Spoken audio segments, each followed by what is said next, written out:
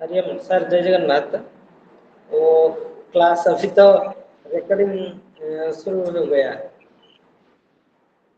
जी sir. Class अभी recording शुरू हो गया क्लास का। हाँ हाँ, रिकॉर्डिंग तो शुरू हो गया है, कोई दिक्कत नहीं है। थोड़ा रुक जाते हैं, बच्चे जुड़ रहे होंगे।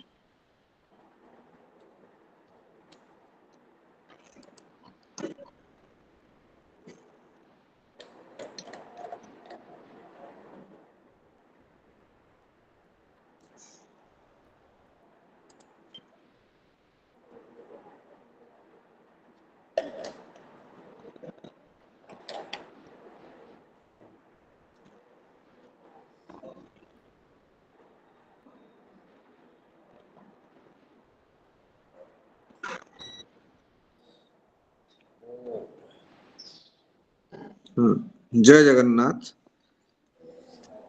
आज की MSK 4 का जो कोर्स है, इसे पढ़ाने के लिए आज हमारे क्लास में हमारे सेंट्रल संस्कृत यूनिवर्सिटी के assistant professor Mahesh Kumar Panigrahi sir आज हमारे साथ हैं। और ये आज उनकी तीसरी क्लास है इस विषय का। तो मैं बच्चों को पढ़ाने के लिए उनकी जो सरल व्याख्या की शैली है, उसी ढंग से पढ़ाने के लिए उन्हें मैं आमंत्रण करता हूं और स्वागत करता हूं। और सर को निवेदन करता हूं, वो क्लास शुरू करिए।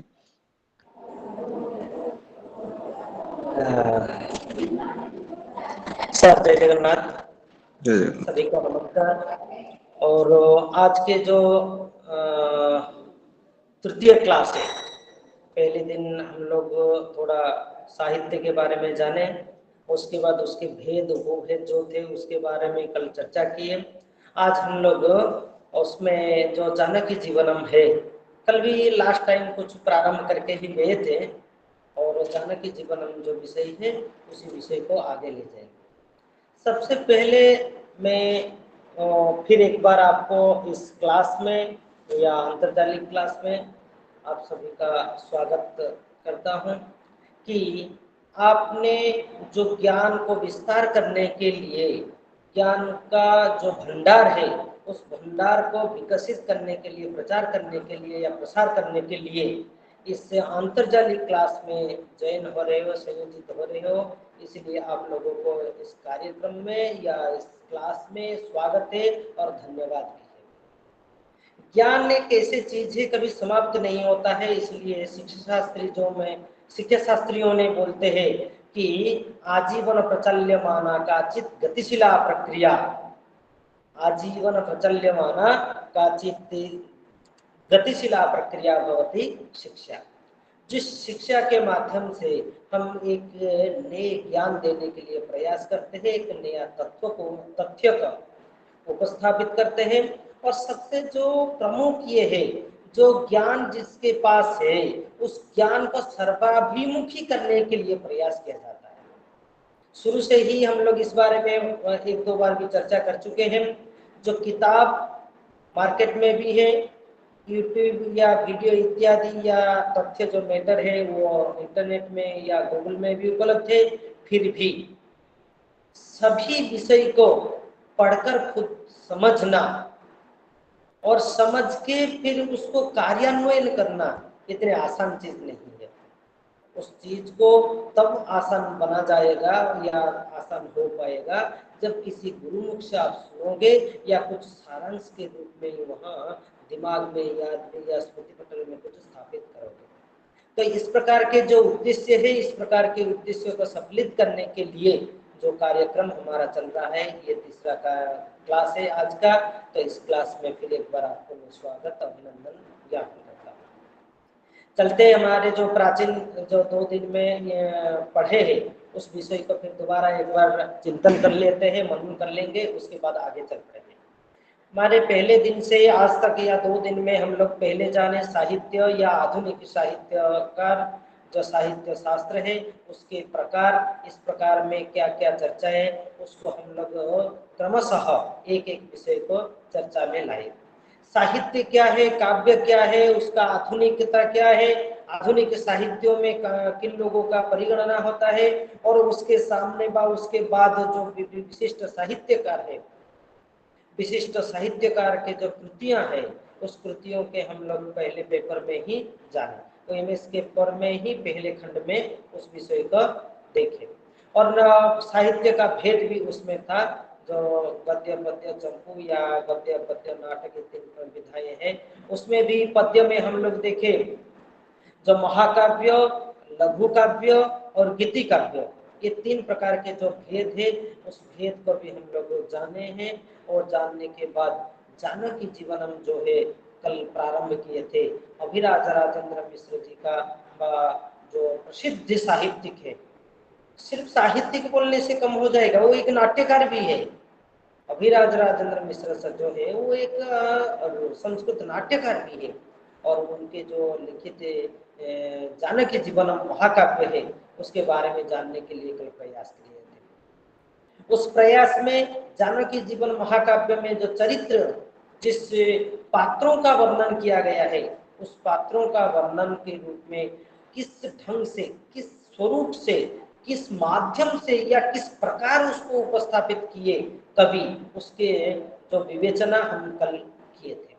उसमें ज्यादातर हम देखें कि प्रमुख जब पात्र में है, प्रमुख पात्र में हमारे सीता जी को लिया गया है, और सीता सिर्फ सीता के रूप में नहीं, एक कुलवधू के रूप में, एक पतिव्रता के रूप में, एक जो वत्सल या धर्मपरायण, इस सभी प्रकार के विवेचना उनके काव्यों में या जानकी जीवन काव्यों में उल्लेख किया गया है। समान ही उसी प्रकार उन्होंने और भी एक थोड़ा मैं यहाँ प्रेजेंट कर लूं,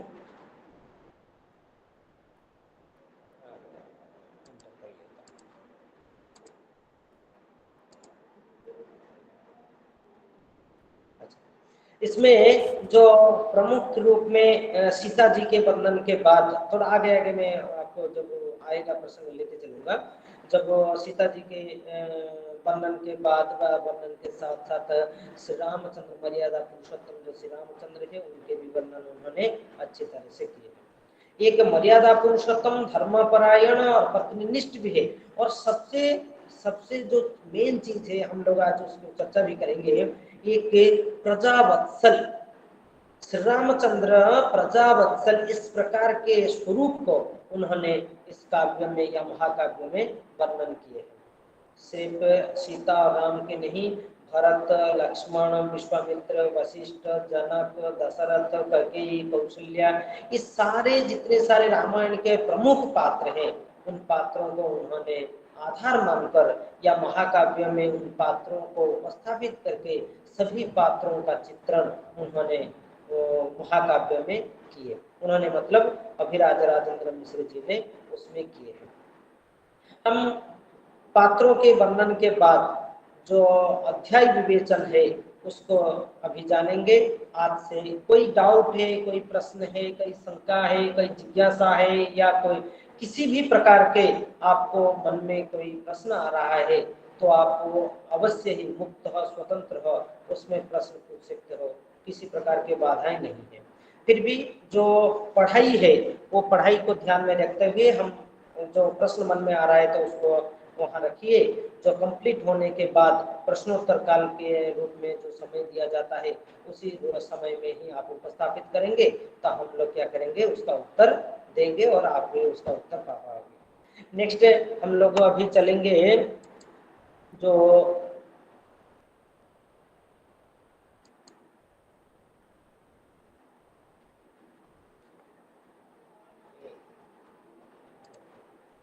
द्वितीय खंड में जो हमारे जानकी जीवनम है, जानकी जीवन में जो मूल रूप से कथा वस्तु है, उसी कथा वस्तु को लेकर ही हम आगे चलेंगे।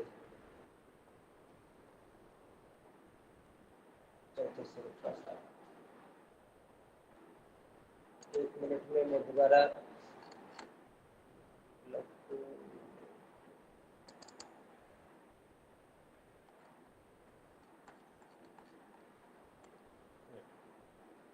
जो अभिराज राजेंद्र मिश्र जी के द्वारा विरचित है जानकी जीवनम, उसमें कुल मिलाकर के 21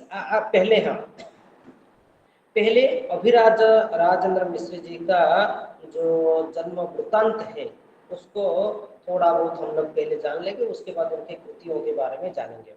अभिराज राजेंद्र मिश्र जो महाकवि के रूप में अभी प्रसिद्ध है हमारे संस्कृत जगत में, तात्कालिक या आधुनिक काल में एक मूर्धन्यभूत संस्कृतज्ञ है। उन्होंने जौनपुर जनपद के द्रोणीपुर नामक ग्राम में ही जन्म ग्रहण किए थे और उनका जन्म दिनांक 26/12/1942 1942 को उन्होंने द्रोणीपुर नामक ग्राम में ही जन्म ग्रहण किए थे, जो यूपी में ही उपलब्ध है। अभिराज राजेंद्र मिश्र जी का माता जी का नाम देवी प्रसाद अभिराजी देवी। कल भी किसी ने एक प्रश्न आया था, किसी ने किया था प्रश्न, तो सर अभिराज राजेंद्र मिश्र, इस प्रकार के अभिराज मतलब क्या है, वो स्पष्टीकरण में कल भी आप लोगों को बताया था कि उनके माता जी का नाम है अभिराजी और अभिराजी देवी उनके माता जी थे, इसलिए उनके नाम से पहले राजेंद्र मिश्र नाम से पहले अभिराज इस प्रकार के शब्द को संयोजित किया गया है। और पिताजी वो भी स्वर्गीय है, पंडित दुर्गा प्रसाद मिश्र। तो अभिराजी देवी और दुर्गा प्रसाद मिश्र ये दोनों के सुयोग्य संतान अभिराज राजेंद्र मिश्र है। उनके जो माता पिता के 3 संतान थे, उसमें से मध्यम थे हमारे अभिराज राजेंद्र मिश्र, जो प्रमाण उनके कुछ कृतियों के माध्यम से पाया जाता है। अभिराज राजेंद्र मिश्र जी के पिता संस्कृत के विद्यार्थी थे और उन्होंने अभिराज राजेंद्र मिश्र जी ने जब शुरू किए पढ़ाई का शुरुआत में वो प्रारंभिक चरण में विज्ञान के विद्यार्थी रहे। प्रारंभिक चरण में या पढ़ाई के शुरू में वो विज्ञान के विद्यार्थी रहे। धीरे धीरे वो संस्कृत के अभिरुचि और जो संस्कृत के अभिरुचि के कारण वो फिर संस्कृत जगत का आए। विशेष करके उनके पितामह द्वारा जो शैशव में सुनाए गए संस्कृत विषय के विशिष्ट वैशिष्ट्य से प्रेरित होकर उन्होंने उच्च शिक्षा इलाहाबाद विश्वविद्यालय से संस्कृत में ही पूरी की। देखिए, जीवन में किस प्रकार परिवर्तन आता है, हर किसी के जीवन में भी इस प्रकार के परिवर्तन है।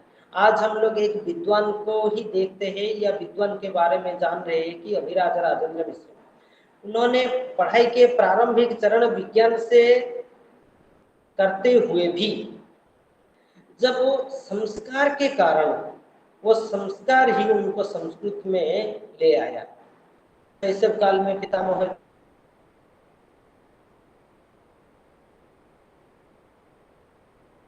जो सुनते थे संस्कृत में कथाएं, गल्प या और संस्कृत जगत में उन्होंने उनका शिक्षा को संपन्न किया। 1964 में इलाहाबाद के कला संकाय में MA कक्षा में सर्वप्रथम स्थान प्राप्त किया। जो MA में सर्वप्रथम स्थान इलाहाबाद विश्वविद्यालय में उन्होंने प्राप्त किया।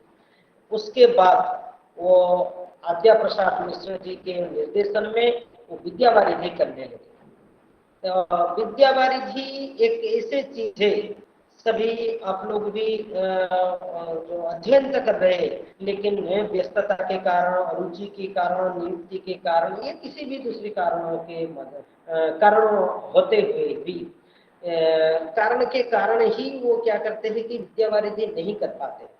लेकिन उन्होंने आद्या प्रसाद मिश्र जी के निर्देशन में अन्योक्ति साहित्य के उद्भव और विकास इस प्रकार के शीर्षक को लेकर विद्यावारिधि किए। विद्यावारिधि के बाद उन्होंने इलाहाबाद विश्वविद्यालय में साहित्य विभाग में प्राध्यापक के रूप में अपनी सेवा के प्रारंभ किए।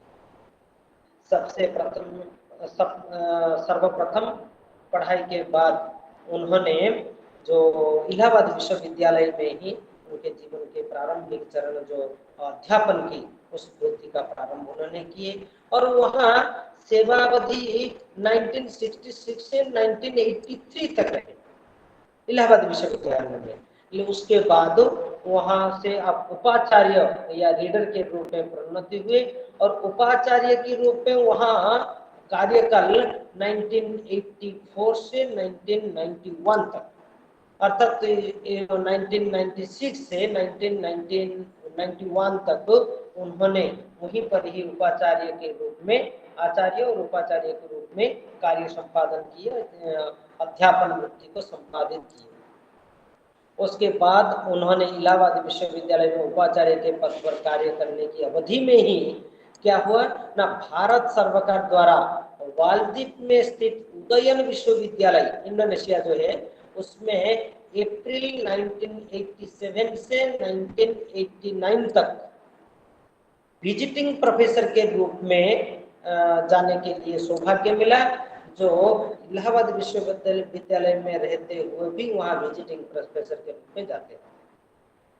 उसमें एक स्पष्टीकरण के रूप में मैं आप लोगों को सूचित करना चाहता हूँ, विद्वानों को ही बुलाया जाता है। विजिटिंग प्रोफेसर मतलब किसी विद्वान को दूसरे विश्वविद्यालय में पढ़ाने के लिए ही बुलाया जाता है। वो तो 1 साल 2 साल 3 साल इस प्रकार के हैं, और पास में जो है 15 दिन के, 5 दिन के, 7 दिन के, इस प्रकार के विजिटिंग प्रोफेसर को बुलाते हैं।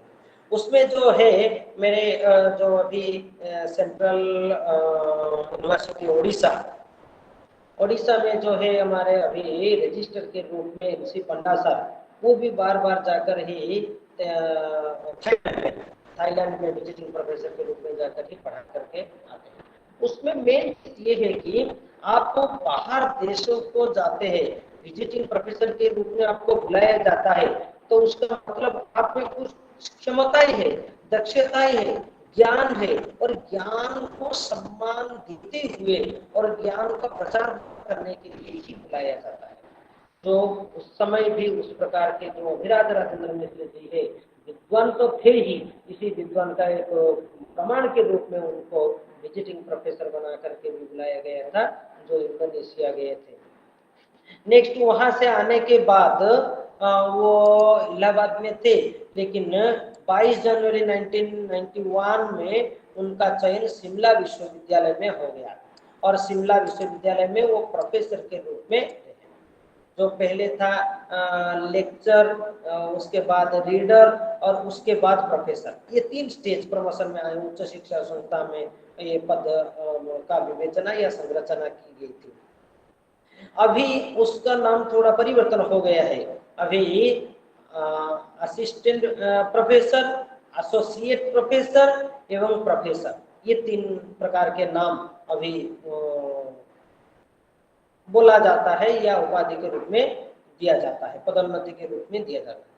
पहले लेक्चर, रीडर और प्रोफेसर, अभी सेम, केवल शब्दों में परिवर्तन किया गया है, और शब्द ये है कि उस समय के लेक्चर मतलब असिस्टेंट प्रोफेसर, रीडर मतलब एसोसिएट प्रोफेसर एवं प्रोफेसर मतलब प्रोफेसर, उस प्रकार के नाम में सिर्फ परिवर्तन किया गया है, और काम सभी समान ही है। तो उनको शिमला विश्वविद्यालय में प्रोफेसर के रूप में प्रोफेसर के पद मिला, और वहां उन्होंने जॉइन किया। नेक्स्ट शिमला विश्वविद्यालय में प्रोफेसर होते हुए विभागाध्यक्ष, भाषा संकाय के डीन और एग्जीक्यूटिव काउंसिल के सदस्य, इस प्रकार के बहुत सारे दायित्व उनको मिला, जिस दायित्व को उन्होंने अच्छी तरह से निभाए। इसीलिए उनको शिमला विश्वविद्यालय में 2003 में सेवानिवृत्ति के पूर्व ही विश्व प्रतिष्ठित संपूर्णानंद संस्कृत विश्वविद्यालय वाराणसी में कुलपति के रूप में नियुक्त किया गया। देखिए, पहले इलाहाबाद विश्वविद्यालय में उन्होंने कार्यरत थे, इलाहाबाद विश्वविद्यालय में कार्यरत रहते हुए उन्होंने इंडोनेशिया गए थे विजिटिंग प्रोफेसर के रूप में। वहां से आने के बाद उनको वह प्रोफेसर के रूप में पदोन्नति मिले, जो शिमला विश्वविद्यालय में वो ज्वाइन किए। शिमला विश्वविद्यालय में वो विभाग अध्यक्ष और बहुत सारे पद पदवियों को अलंकृत किए। उसमें शिमला विश्वविद्यालय में रहते हुए विश्व प्रसिद्ध जो विश्वविद्यालय है संपूर्णानंद संस्कृत विश्वविद्यालय, उस विश्वविद्यालय के कुलपति के रूप में उनका नियुक्ति हुई। वहां से जो कार्यकाल समाप्त होने के बाद भी सुखद कार्यकाल तो वो है ही 26 अप्रैल 2002 से 26 अप्रैल 2005 तक उनका जो कुलपति का पद रहा। उसके बाद मुख्यमंत्री जो उत्तराखंड के थे उनके आग्रह से नवोद्घाटित उत्तरांचल संस्कृत विश्वविद्यालय जो हरिद्वार में है उस विश्वविद्यालय के सलाहकार के रूप में उनको नियुक्ति किया गया। सलाहकार के रूप में एक एडवाइजर के रूप में उनको क्या किया गया ना नियुक्ति किया गया। और वहाँ कार्यकाल होते माने समाप्त होते ही हमारे जो राष्ट्रीय संस्कृत संस्थान अभी के जो केंद्रीय संस्कृत विश्वविद्यालय है, केंद्रीय संस्कृत विश्वविद्यालय के इलाहाबाद परिसर में विजिटिंग प्रोफेसर के पद पर उनको कार्य सौंपा गया और उन्होंने अच्छी तरह से कार्य को निर्वहन किए। बार बार अभी विद्वानों के जो चर्चा, विद्वानों के जो गुणगान हो रहा है उसमें काफी बार हम लोग देख चुके हैं कि जो रूपक महोत्सव है, शास्त्रीय स्पर्धा है, अखिल भारतीय शास्त्रीय स्पर्धा जो आयोजन किया जाता है उस स्पर्धाओं में उस प्रकार के विद्वानों को आमंत्रित किया जाता है।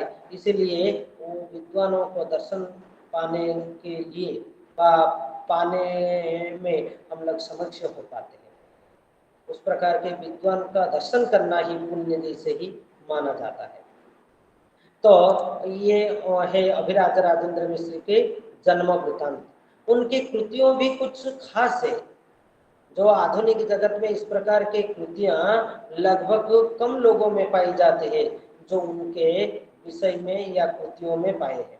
उनके शताधिक साहित्यिक ग्रंथ है। अभिराज राजेंद्र मिश्र जी का शताधिक साहित्य ग्रंथ है, जिन्होंने महाकाव्य लिखे, खंडकाव्य लिखे, द्रुतकाव्य लिखे, इस प्रकार के अनेक साहित्यिक ग्रंथों को उन्होंने प्रणयन किए हैं। महाकाव्य, खंडकाव्य, द्रुतकाव्य, नाटक, गजलिका, गलज्जलिका जो गजल है, गजल कथा, कथानिका आदि विधाओं का कुशलता पूर्वक लेखन किए।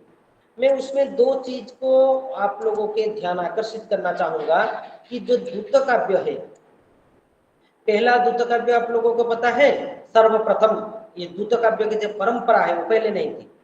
उस परंपरा को पहले किसने शुरू किया, बोल सकते हैं कोई भी? कालिदास। लोगों में से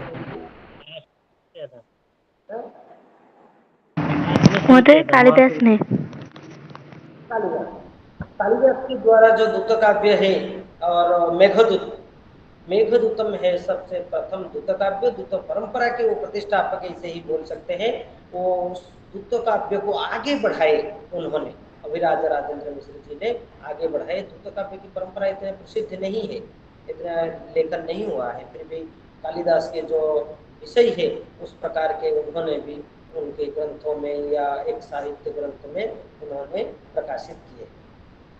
और एक नई चीज उनमें पाया जाता है जो आम तौर पर किसी साहित्यकों में से या साहित्यकार के पास नहीं मिलता है, वो है क्या, गलज्जलिका या गजल। कभी आप लोग सुने नहीं होंगे कि संस्कृत में भी गजल है। ऐसे गजल शब्द सुनने से ही हम लोगों को याद आता है या हम लोग समझ जाते हैं कि ये सुनिश्चित हिंदी का ही होगा या उर्दू भाषा में, हिंदी और उर्दू जो मिला जुला करके रहता है ना, वही गजल है। लगभग शादियों में या कुछ जो उत्सव में ही इस प्रकार के गजल का आयोजन किया जाता है। ये लगभग हम लोगों को पता है और परंपरा भी है गजल की परंपरा। परंतु संस्कृत जगत में गजल परंपरा की पहले बार ही उन्होंने उपस्थापित किए। लगभग उससे पहले किसी के भी माध्यम से उस प्रकार परंपरा के आयोजन या उपस्थापन नहीं किया गया है। ये एक पॉइंट है, आप लोगों की याद रखने के लिए बोल रहा हूँ। गजल परंपरा संस्कृत में लाने वाले ही अभिराज राजेंद्र मिश्र महोदय ही है। संस्कृत में गजल कभी सुनने से भी खटका लगता है कि सर संस्कृत में भी गजल हो सकता है क्या, इस प्रकार के गजल है, उन्होंने लिखे हैं। और एक जो आपको ध्यान आकर्षित करना चाहूंगा कि महाकाव्य की परंपरा आधुनिक जगत में, मैं पहले पढ़ाते वक्त आपको सूचित किया था, बहुत लोग नहीं लिख पाते हैं। एक समय में क्या होता है कि हम लोग इतने कार्य व्यस्त हो जाते हैं, अध्यापक या विद्वान लोग जो है वो इतने कार्य व्यस्त हो जाते हैं, पढ़ने पढ़ाने के लिए भी टाइम कम पड़ जाता है। तो कहाँ ये साहित्य की कृतियों को रचना करेंगे कि महाकाव्य जैसे काव्यों ग्रंथों का रचना। फिर भी उन्होंने उनके प्रयास से, मैं उनके बारे में कुछ महाकाव्य रचना के बारे में पढ़ रहा था, वो तो इच्छा और आग्रह होते हुए भी बाधाएं बहुत थी। कभी पिताजी का निधन, कभी पारिवारिक समस्या, कभी आगे चलकर रहने खाने की समस्या, स्वास्थ्य की समस्या, इस प्रकार के अनेक समस्याएं होते हुए भी बार बार ये जानकी जीवनम जो महाकाव्य लिखे हैं, शुरू से काफी बार क्या लिखे, कितने लिखे, इतने भी एक दो काव्यों आधा से ऊपर लिखकर भी छोड़ दिए थे परिस्थितियों के कारण, समस्याओं के कारण। फिर भी जो कृति है, जो प्रतिभा है, जो इच्छा शक्ति जिसके पास है, वो इच्छा शक्ति के आगे समस्याएं कभी बाधक नहीं होती। कभी भी समस्या बाधक नहीं हो सकती है।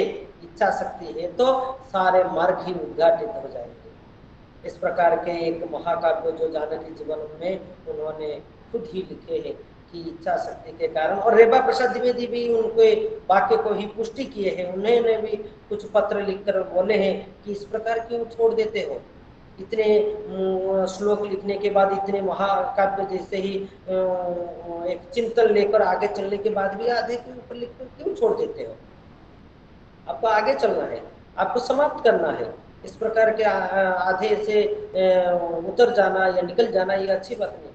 उनकी प्रेरणा भी उस प्रकार के है, इसलिए उन्होंने उस प्रकार के महाकाव्य और सारे ग्रंथों को रचना करने में सक्षम हुए। उसमें जो महाकाव्यों में 3 जो महाकाव्य है, जानकी जीवनम, वामनावतारणम और जानकी जीवनम और वामनावतारणम, ऐसे ही 2 महाकाव्य लिखे हैं। और आर्यान्य शक्ति शतकम, अभिराज सप्तशती, पराम्बा शतकम, ये 3 है उनके खंडकाव्य। और मृगांक द्यूत नामक एक द्यूत काव्य उन्होंने लिखे। तो पहले से बोल रहा था, द्यूत काव्य का प्रणयन उनके माध्यम से ही हुआ है। कालिदास के बाद बहुत कम ही देखने के लिए मिलता है द्यूत काव्य का प्रणयन। और उसके बाद जो मत्तावरणी और सालभंजिका, कनिनिका, अभिर्धानी और शिखरिणी और औतुम्बरी, इस प्रकार के काव्यों के संग्रह की रचना उनके माध्यम से, उनकी कृतियों में से अन्यतम है। यहाँ उनके जो कृतियों के बारे में हम लोग चर्चा किए, उनके जीवन के बारे में चर्चा किए। हर कोई आप लोग देखेंगे या किसी भी महापुरुष के जीवन वृत्तांत को आप लोग पढ़ोगे, अनुसंधान करोगे, तो आपको पता चलेगा कि कितने सारे महापुरुष हैं, वो किसी न किसी माध्यम से दुख से ही आए हैं, कष्ट करके ही ऊपर आए हैं। और कष्ट का फलस्वरूप उनको सम्मान मिलता है, आदर मिलता है, एक प्रति, एक क्या कहते हैं, एक छवि समाज में प्रतिष्ठित होने के लिए मिलता है। सामान्य लोगों में से प्रतिभा तब आती है, प्रतिभा का उद्घाटन तब कर पाते हैं जब कष्ट रहता है। हम लोगों के पास तो सब कुछ है, एसी है, सोने के लिए वो पलंग है, गद्दा है, तो हम लोग तो आनंद ही रहते हैं, टीवी है, मोबाइल है। जब तक कष्ट नहीं है तब तक क्यों पढ़ेंगे?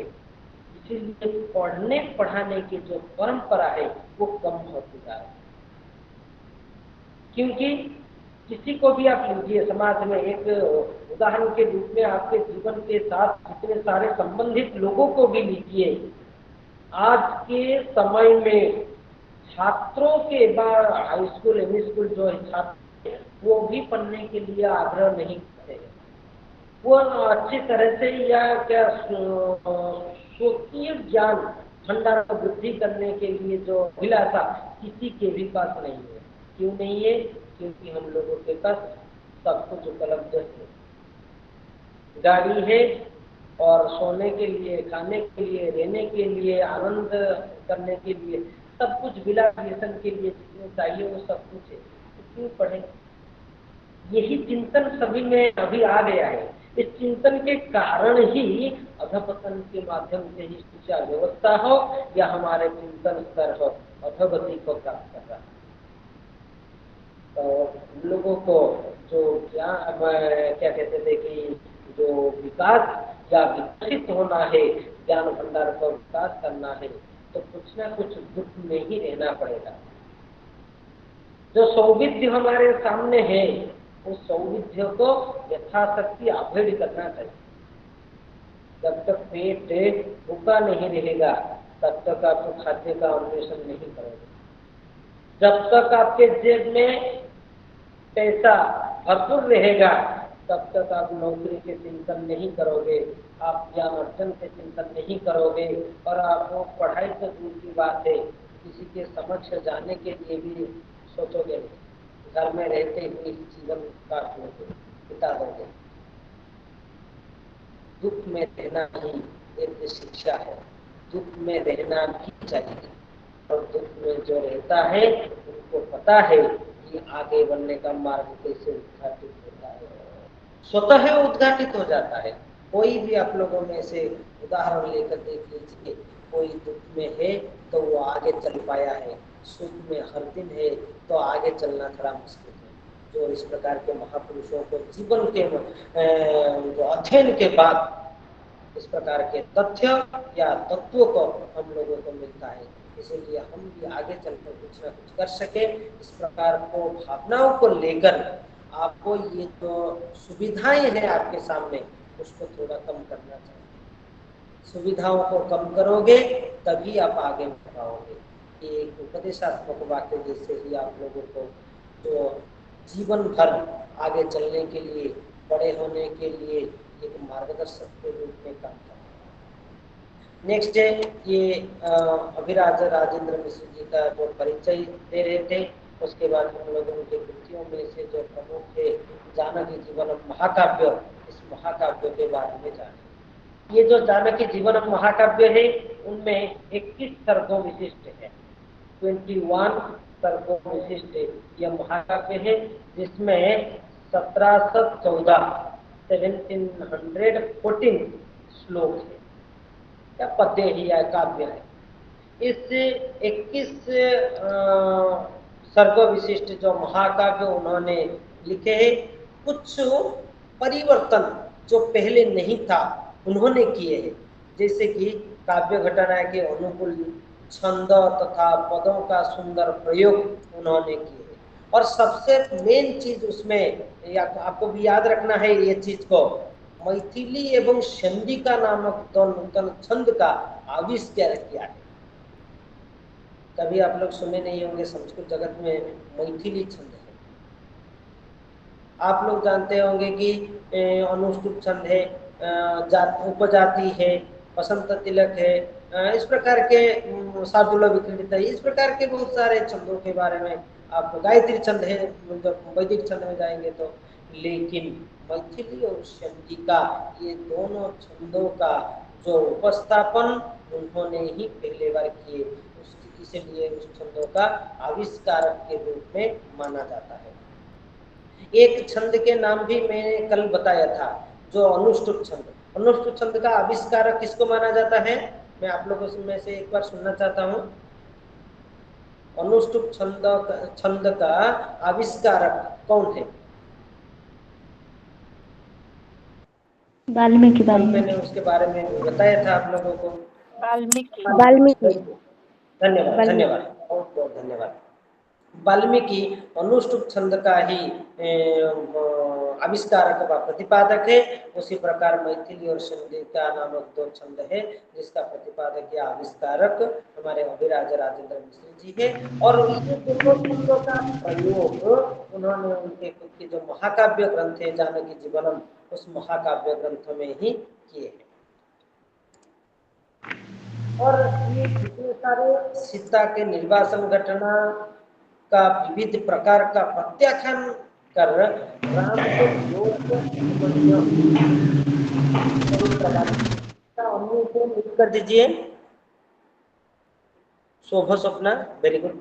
ये जो जानकी जीवनम है, ये जानकी के या सीता माता के उद्भव से लेकर पूर्ण रूप से उनके जो रामायण के समाप्ति मतलब वो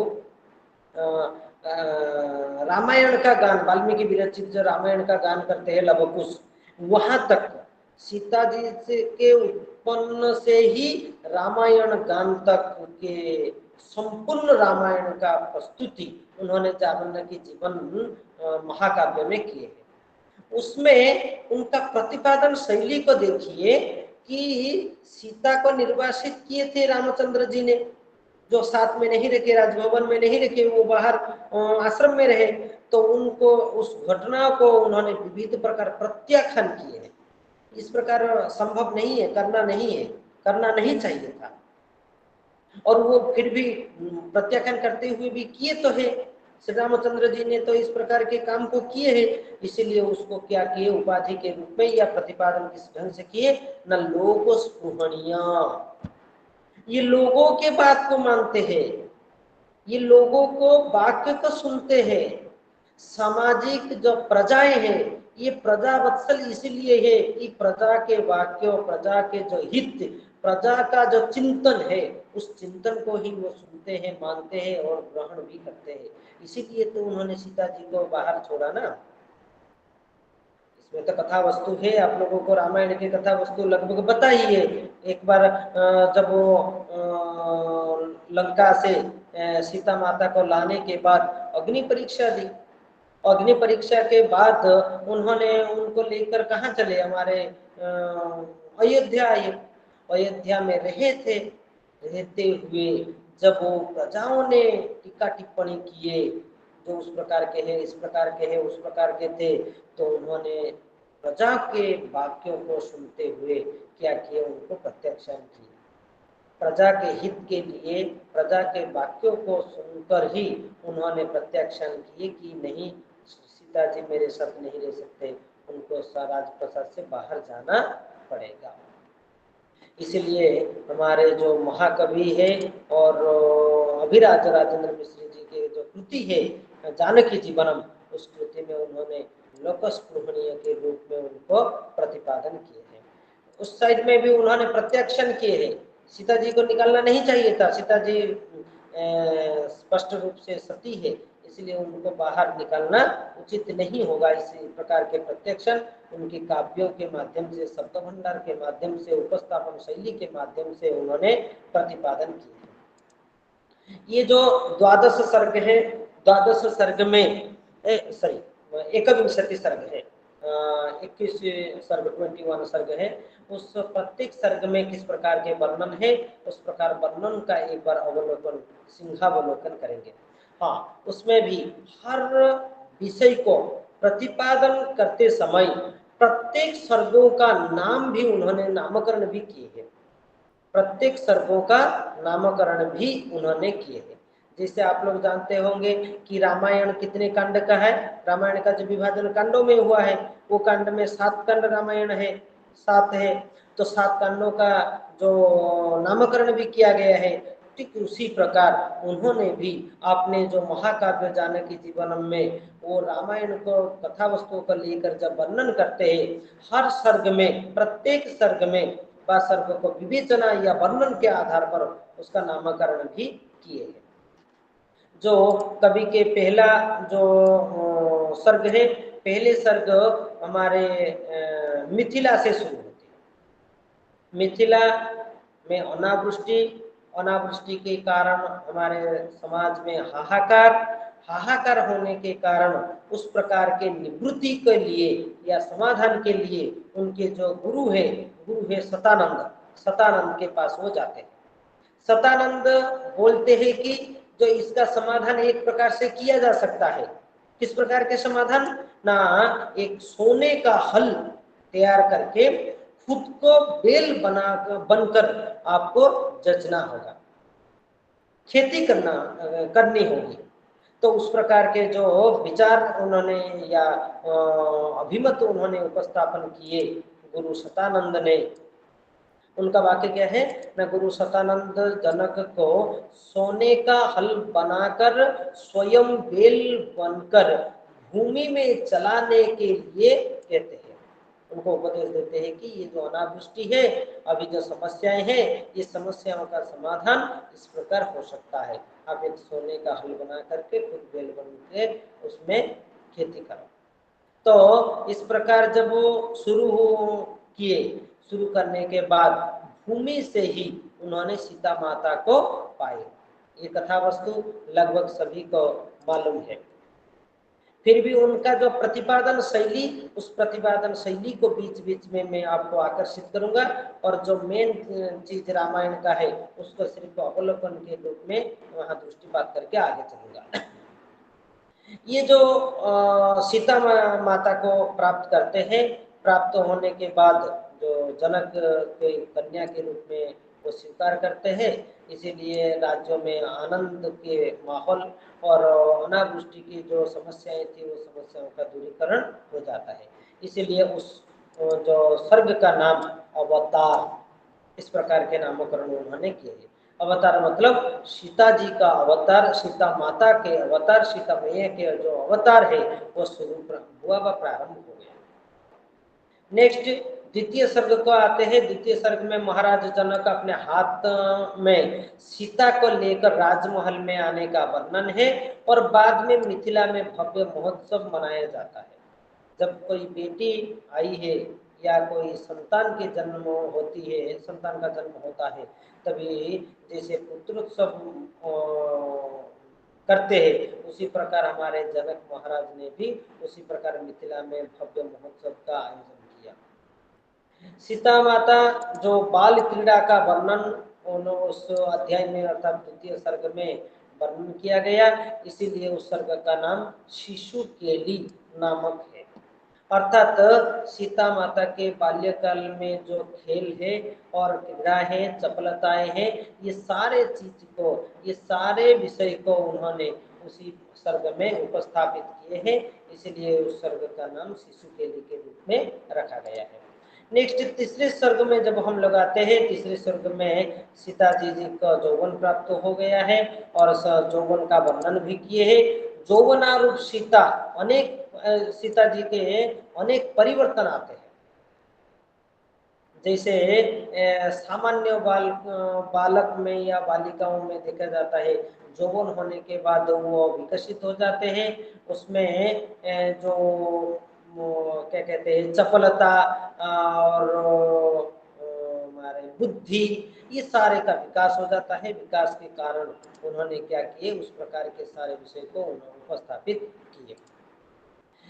इस सर्ग में कवि ने सीता और उसकी सखियों के संवादात्मक हास प्रयास का भी सुंदर निरूपण किए हैं। जैसे एक स्कूल में पढ़ते वक्त, ये तो आप लोगों को पता होगा ही, जो बाल्यकाल में हम लोग जब खेलते हैं, पढ़ते हैं, तो सिर्फ क्या होता है कि कथा वस्तु मूल रूप मतलब जितने आवश्यक है उतने ही कथाएं बोलते हैं, नहीं तो हमारे किसी के गुणगान है तो उसको ही बोलते हैं। हमारे पिताजी ये थे, हमारे माता जी ये थे, हमारे मामा के घर वो है, इस प्रकार की कथा को लेकर ही छोटे बच्चे बातचीत करते रहते हैं। लेकिन यौवन में किसी का टीका टिप्पणी देकर हास परिहास जैसे करते हैं, वो सारे जीवन चरित्र जो लौकिक जगत में भी है, उस प्रकार के विषय को उन्होंने इस सर्ग में उपस्थापित किए। प्रत्येक विषय को देखिए, हर चीज को मैं एक उसमें दृढ़ता के साथ उपस्थापन करने के लिए प्रयास कर रहा हूँ कि जीवन के प्रत्येक क्षेत्र में जो परिवर्तन है, उस परिवर्तन का कारण, परिवर्तन के शैली और परिवर्तन होने के बाद जो प्रतीत होता है, वो सभी चीजों को उन्होंने क्या किए ना, काव्यों के माध्यम से उपस्थापित किए और प्रदर्शित किए। इसीलिए ये सर्ग जो है तीसरा सर्ग का नाम स्मरांकुरा। जैसे अंकुरोद्गम होता है, बीज से वृक्ष का उद्गम होता है, उसी प्रकार ही स्मरांकुर शब्द शीर्षक लेकर नामकरण उन्होंने नेक्स्ट चौथे सर्ग में श्री राम जी के जन्म का वर्णन। अभी मिथिला को छोड़ के अयोध्या को आ गए। कवि के कृतियों में जो चौथे सर्ग है, उस चौथे सर्ग में उन्होंने श्री राम जी के जन्म के वृत्तांत वहां वर्णन किए। वहां महाराज दशरथ के महल में मर्यादा पुरुषोत्तम राम का जन्म होता है और जन्म के बाद क्रमशः जो अयोध्या की प्राकृतिक सुषमा मनोरम दृश्य की उपस्थिति, ये सारे उन्होंने वर्णन किए हैं। और राजमहल में विश्वामित्र जी का प्रवेश का भी वहां उल्लेख है।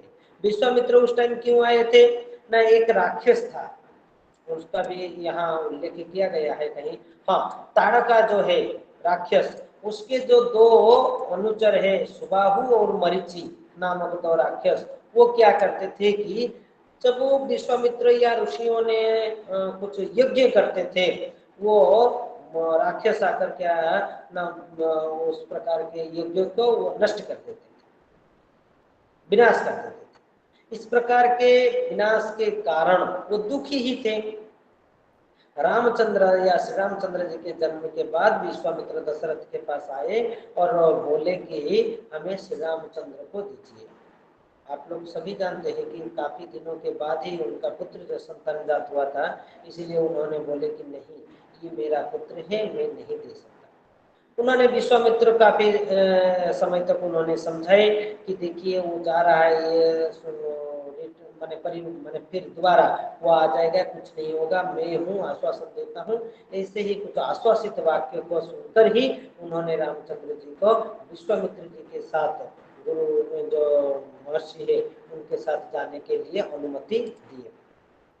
इसमें उसी प्रकार के वर्णन है। दशरथ राम और लक्ष्मण को मानते हैं, दशरथ का मन अस्थिर रहता है और अनेक भाव को समझाने के बाद ही वो क्या कहते हैं ना, प्रेरित होकर कहते हैं कि मुझे प्राणों से भी अधिक प्रिय है, इसलिए मैं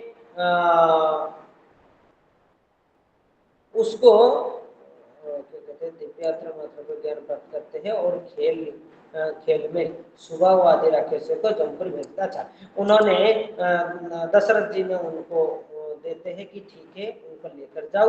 उन्होंने विश्वामित्र जी के आश्रम आकर ऐसे ही खेलते खेलते खेल में ही सुबह आदि राक्षसों को जमपुरी भेज देते हैं। माने युद्ध नहीं हुआ, इस प्रकार के वर्णन वहां नहीं है। वो बाल्य क्रीड़ा के साथ ही बाल्यकाल में ही उन दोनों राक्षसों को मार गिराया। तो उसके बाद मुनि विश्वामित्र के पास मिथिला के एक संदेशवाहक अश्व आता है। उसी अंक में, उसी सर्ग में मिथिला से एक पत्र आता है अश्ववाहक के साथ। उस पत्र में लिखा हुआ आता है कि उनका निमंत्रण पत्र है। किस लिए निमंत्रण ना, सीता के लिए स्वयंवर का आयोजन हो रहा है, आपको निमंत्रण है। तो ये संदेशवाहक अश्व आता है और विश्वामित्र प्रसन्नचित्त होते हैं कि उनको पत्र सौंपा गया, कि उनको निमंत्रण किया गया है। इसलिए उन्हें लगता है कि जैसे उनका इस नाम से पहले से कोई संबंध है। हाँ, इस बात को श्री रामचंद्र सुनते हैं। श्री रामचंद्र जब सुनते हैं, वो सुनते ही लगता है कि राम सीता इस प्रकार के कुछ पहले से संबंध है। उनको लगता है कि नाम से पहले कोई संबंध है। जो सीता नाम लिखा गया है स्वयंवर के लिए, उनके संबंध पहले से ही है। फलतः वे राम में लेटे लेटे सीता के बारे में, रात में लेटे लेटे सीता के बारे में विचार करते रहते हैं, जिससे उन्हें पूरी रात नींद नहीं आती। देखिए, वहाँ बिना देखे, बिना आमंत्रण विश्वामित्र के साथ उनको सिर्फ जाना है, इसको देखते हुए सीता जी के नाम को सुनकर ही उन्होंने रात में सपने देखना शुरू कर दिए। इस प्रकार के वर्णन उन्होंने चौथे सर्ग में किए हैं। और वर्णन के आधार के कारण वो क्या है, राघवानुराग। राघव मतलब कौन है, रघुकुल नंदन जो है राघव, अर्थात श्री राम के अनुराग जो है सीता मैया के प्रति, सीता माता जी के प्रति, इस प्रकार अनुराग के कारण स्वर्ग का नाम लिखा गया है राघवानुराग। नेक्स्ट 5वें सर्ग का जो विवरण आता है 5वें सर्ग में विश्वामित्र के साथ राम और लक्ष्मण दोनों मिथिला चलते हैं। विश्वामित्र गुरुजी है, इसलिए मिथिला में जनक महाराज ने उनके आतिथ्य स्वीकार करते हैं और उनको अच्छी तरह से सम्मान के साथ रखते हैं। जब और प्रातः काल हो जाता है, विश्वामित्र राम और लक्ष्मण इन दोनों को भेजते हैं कुछ पुष्प चयन करने के लिए, त्रिसंध्या के लिए कुछ पुष्प लेकर आओ। जब पुष्प लेने के लिए वो जाते हैं, पुष्पोद्यान में सखियों के साथ सीता जी भी थे और कुछ ध्वनियों को सुनकर लक्ष्मण ने चपलतावश देखे कि सखियों के मेल में कोई है, तो उसके बाद श्री रामचंद्र जी को भी बताए और उसके बाद वहीं से उद्यान से ही उनका देखना और प्रणय शुरू होता है। प्रेम भाव जो है उसी उद्यान में से ही शुरू हो जाता है। स्वयंवर तो है ही, लेकिन उससे पहले ही सीता और राम के बीच में कुछ प्रणय के विवेचना या वर्णन उन्होंने इस 5वें सर्ग में उपस्थापन किए हैं। इसीलिए उस सर्ग का नाम रखे थे रघुराज संगम। रघुराज संगम। पहले तो वो सिर्फ सपने में देखते थे, चौथे सर्ग में। 5वें सर्ग में वो प्रैक्टिकल या साक्षात ही सीता मैया को देखने के वर्णन वहां किया गया है। आगे चलते हैं, जो 6ठे सर्ग में विश्वामित्र की आज्ञा के संध्या वंदन हेतु पुष्प चुनने के लिए जो गए थे, वहां पर उन्होंने सीता मैया को देखे और जनक नंदन सीता अपनी सखियों के साथ है, तो वो राम के पास जाकर उन्हें उद्यान में सीता की उपस्थिति से अवगत कराते हैं कि लक्ष्मण, पहले सीता मैया को नहीं, पहले सखियों के साथ मेल लक्ष्मण का हुआ और सखियों के साथ सीता जी है करके वर्णन लक्ष्मण ने रामचंद्र को बताते हैं, रामचंद्र उसको मिलने के लिए जाते हैं। इस प्रकार के वर्णन 6ठे सर्ग में है। राम लक्ष्मण को सीता विषयक प्रेम राग की बातें बता रहे होते हैं कि इतने में युवतियों की टोली में से कोई सखी चोरी से राम और लक्ष्मण की बातें सुन लेती है और सीता के पास जाकर उद्यान में कुंज में और राम और लक्ष्मण के बैठे रहने की बात बताती है। जो बीच में वो भी फूल तोड़ने के लिए गए हैं, फूल लाने के लिए गए हैं, उन्होंने भी आए हैं उद्यान को, तो उनके जो सखियां हैं, ये राम और लक्ष्मण के बीच में जो बातचीत होता रहता है, उस बातचीत को सुनकर सीता मैया को जाकर बोल देते हैं। तो इस प्रकार के वर्णन और सीता राम को देखने के लिए सखियों के साथ मंद गति से चल पड़ती है। उद्यान में सीता अचानक राम को कुंज से निकलते हुए देख लेती है। ये दोनों का जो मिलन है उसी उद्यान में ही वर्णन किया गया है। ये इसीलिए ही उस अध्याय का या सर्ग का नाम पूर्व राग इस प्रकार के रखा गया है। पूर्व राग होने के बाद जो 7वें सर्ग है, 7वें सर्ग में प्रभात के वर्णन है। प्रभात होते हैं, सैया तय करके कुछ दैनंदिन कार्य समाप्त करते हैं और महर्षि विश्वामित्र आते हैं और राम को स्वयंवर स्थल चलने के लिए कहते हैं। विश्वामित्र अलग प्रकोष्ठ में रहते हैं और ये दोनों अलग में, इसीलिए प्रातः होते ही वो दोनों को भी साथ में चलने के लिए बोलते हैं विश्वामित्र। वास्तविक रूप में राम और लक्ष्मण को निमंत्रण नहीं है, फिर भी वो विश्वामित्र के साथ है करके विश्वामित्र जी ने उन दोनों को सभास्थल में लेकर गए। सभास्थल में भी स्वयंवर में बहुत सारे जो आमंत्रित या निमंत्रित राजकुमार थे, उन्होंने उनके प्रतिभा को प्रदर्शित किए, लेकिन कोई भी जो शिव धनुष था, यहाँ स्वयंवर में प्रतिज्ञा जो किए थे हमारे जनक जी ने, क्या किए थे, जो शिव धनुष में जो गुण है, वो जो धागा है, जो बांध पाएगा उसको ही मैं क्या करूँगा, मेरे पुत्री को समर्पित करूंगा या मैं उसके साथ ही मेरे पुत्री को विवाह करा दूंगा। लेकिन उन्होंने जितने राजा राजकुमार ने आए थे, कोई भी उसको उठाने के लिए भी सक्षम नहीं हो पाए। तो उन्होंने काफी दुखी हुए, जनक जी ने वो दुखी हुए, वो उसका चिंतन में इस प्रकार का आया कि पृथ्वी वीरों से विहीन हो गई है, कोई वीरो है ही नहीं। जनक का अपनी प्रतिज्ञा पर पश्चाताप होता रहे, जो प्रतिज्ञा कर लिए कि इस प्रकार के होगा तो मैं पुत्री को समर्पित करूंगा या उसी को ही उसी के साथ ही विवाह कराऊंगा, लेकिन कोई भी नहीं कर पा रहे, तो ये प्रतिज्ञा विफल हो जाएगा। वो पश्चाताप करने लगे कि मैं प्रतिज्ञा क्या विफल हो जाएगा, मतलब पुत्री की विवाह कभी नहीं हो पाएगी। इस प्रकार की कुछ शंका और पश्चाताप में ही वो डूबे रहे। उसी समय विश्वामित्र जी ने बोले कि सांत्वना देते हुए कहते हैं कि जो ये शंका को दूर करो। विश्वामित्र जनक को ढांढस बांधते हुए कहते हैं कि सूर्य प्रभा से दूर किए जाने योग्य अंधकार समूहों को जुगनों के द्वारा दूर नहीं किया जा सकता। आप मैंने विश्वामित्र जी बोल रहे हैं कि शंका करने की आवश्यकता नहीं है, फिर भी वो बोल रहे हैं कि कैसे शंका ना करूं, कैसे पश्चाताप ना करूं, प्रतिज्ञा तो मैंने कर ली, प्रतिज्ञा तो मैं मेरे पास अभी प्रतिबंधक के रूप में आ गया, और मैं एक राजा हूँ, प्रतिज्ञा को कैसे तोड़ूं। तो कोई शक्तिमान या शक्तिशाली वीर कोई है ही नहीं उस प्रकार के सक्षम काम करने के योग्य, या हमारे शिव में, शिव धनु में, धनुष में गुण चढ़ाने के योग्य कोई है ही नहीं। इसीलिए विश्वामित्र को इस प्रकार के वाक्य उन्होंने बोलते हैं। मुनि विश्वामित्र राम को आज्ञा देते हैं कि वे धनुष पर प्रांचा चढ़ाएं, और जाओ विश्वामित्र को बोलते हैं कि राम जी को आप ही अभी करो। वो आमंत्रित नहीं थे, इसलिए पीछे में विश्वामित्र जी की आज्ञा के कारण ही वो जा रहे।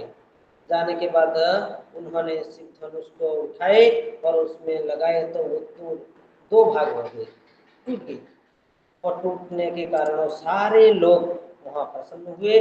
स्वयंवर कार्य संपन्न हुआ, और स्वयंवर के समाप्त होने के बाद महाराज जनक ने अयोध्यापति दशरथ के पास समाचार सुनाने हेतु दूत भेजे कि आपके पुत्र ने इस प्रकार के स्वयंवर में किए, तो इसलिए आपके पुत्र के साथ ये विवाह कराएंगे। तो इसलिए इस सर्ग का नाम है, सातवें सर्ग का नाम स्वयंवर ही रखा गया है।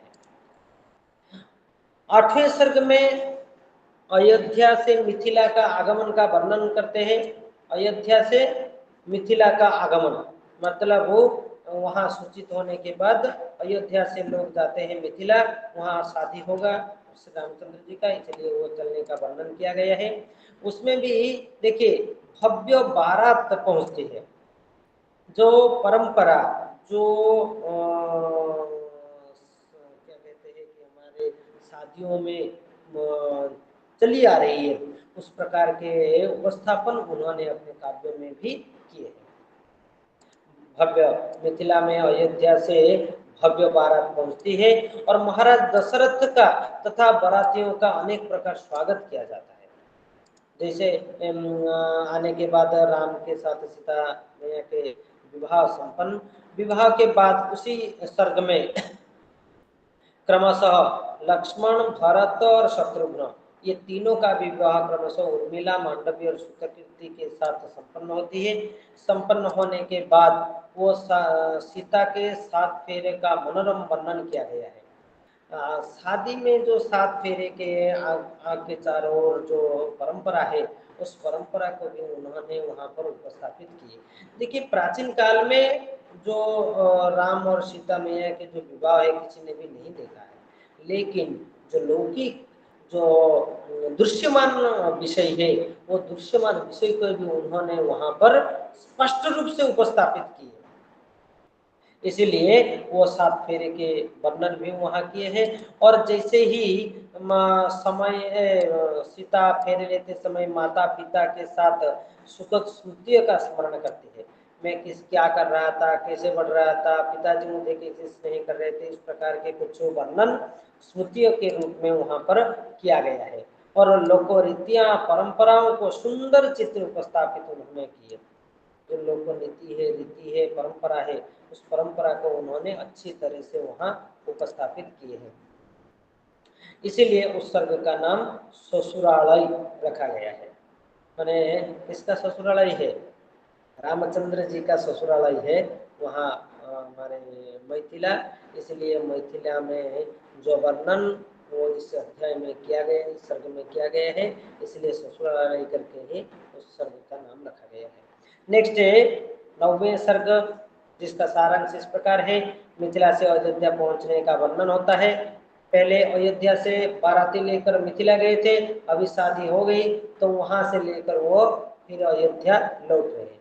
वहाँ जो अयोध्या का दुल्हन की तरह सजाया गया है, अयोध्या को भव्य स्वागत अभी कर रहे हैं।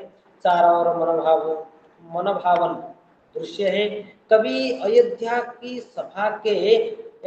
सभा में नागों की भोगावती पुरी, देवताओं की अमरावती और राज कुबेर की अलकापुरी को भी मंद अंका है। कितने सुंदर उपस्थापन। कुबेर का जो अलकापुरी है, मेघदूत में हम लोग पढ़े हैं, उसको भी बोलते हैं। अयोध्या के जो साज सज्जा है बाराती के बाद जो वधू को लेकर आते हैं, उससे माने अयोध्या का शोभा सुंदर है, वो अलकापुरी इतने सुंदर नहीं है। कुबेर का अलकापुरी भी मंद है। सिर्फ उस प्रकार के नहीं, जो नागों के भगवतीपुरी वो भी इतने माने अच्छा नहीं है। और देवताओं के जो अमरावती है वो भी प्रसिद्ध है, सुंदर है, लेकिन अयोध्या के सामने उस समय के जो वर्णना किया गया है अयोध्या के सामने वो भी तुच्छ है। तो कितने अच्छी तरह से, कितने शब्दों के माध्यम से अच्छी तरह से उन्होंने उपस्थापित किया। एक चीज यहाँ जो शब्द किस प्रकार के विषय को उपस्थापन कर लेता है। एक जो संदेश हो या मिठाई हो, उसको खाने के समय पर आप लोग जो बोलते हो ना, वो इतने सुंदर है, पूरा अमृत तुल्य है, अमृत के समान है। उसका मतलब देखिए, आपके शब्द भंडार में ही, शब्द संयोजना में ही आप कितने बड़े वाक्य को ही उपस्थापित कर लेते हैं अमृत के साथ। ये गांव में भी बोलते हैं, जो शिक्षित है और शिक्षित में भी जो साहित्यिक है, उसके साथ कोई तर्क वितर्क तो कर सकता है लेकिन क्रोध नहीं कर सकता।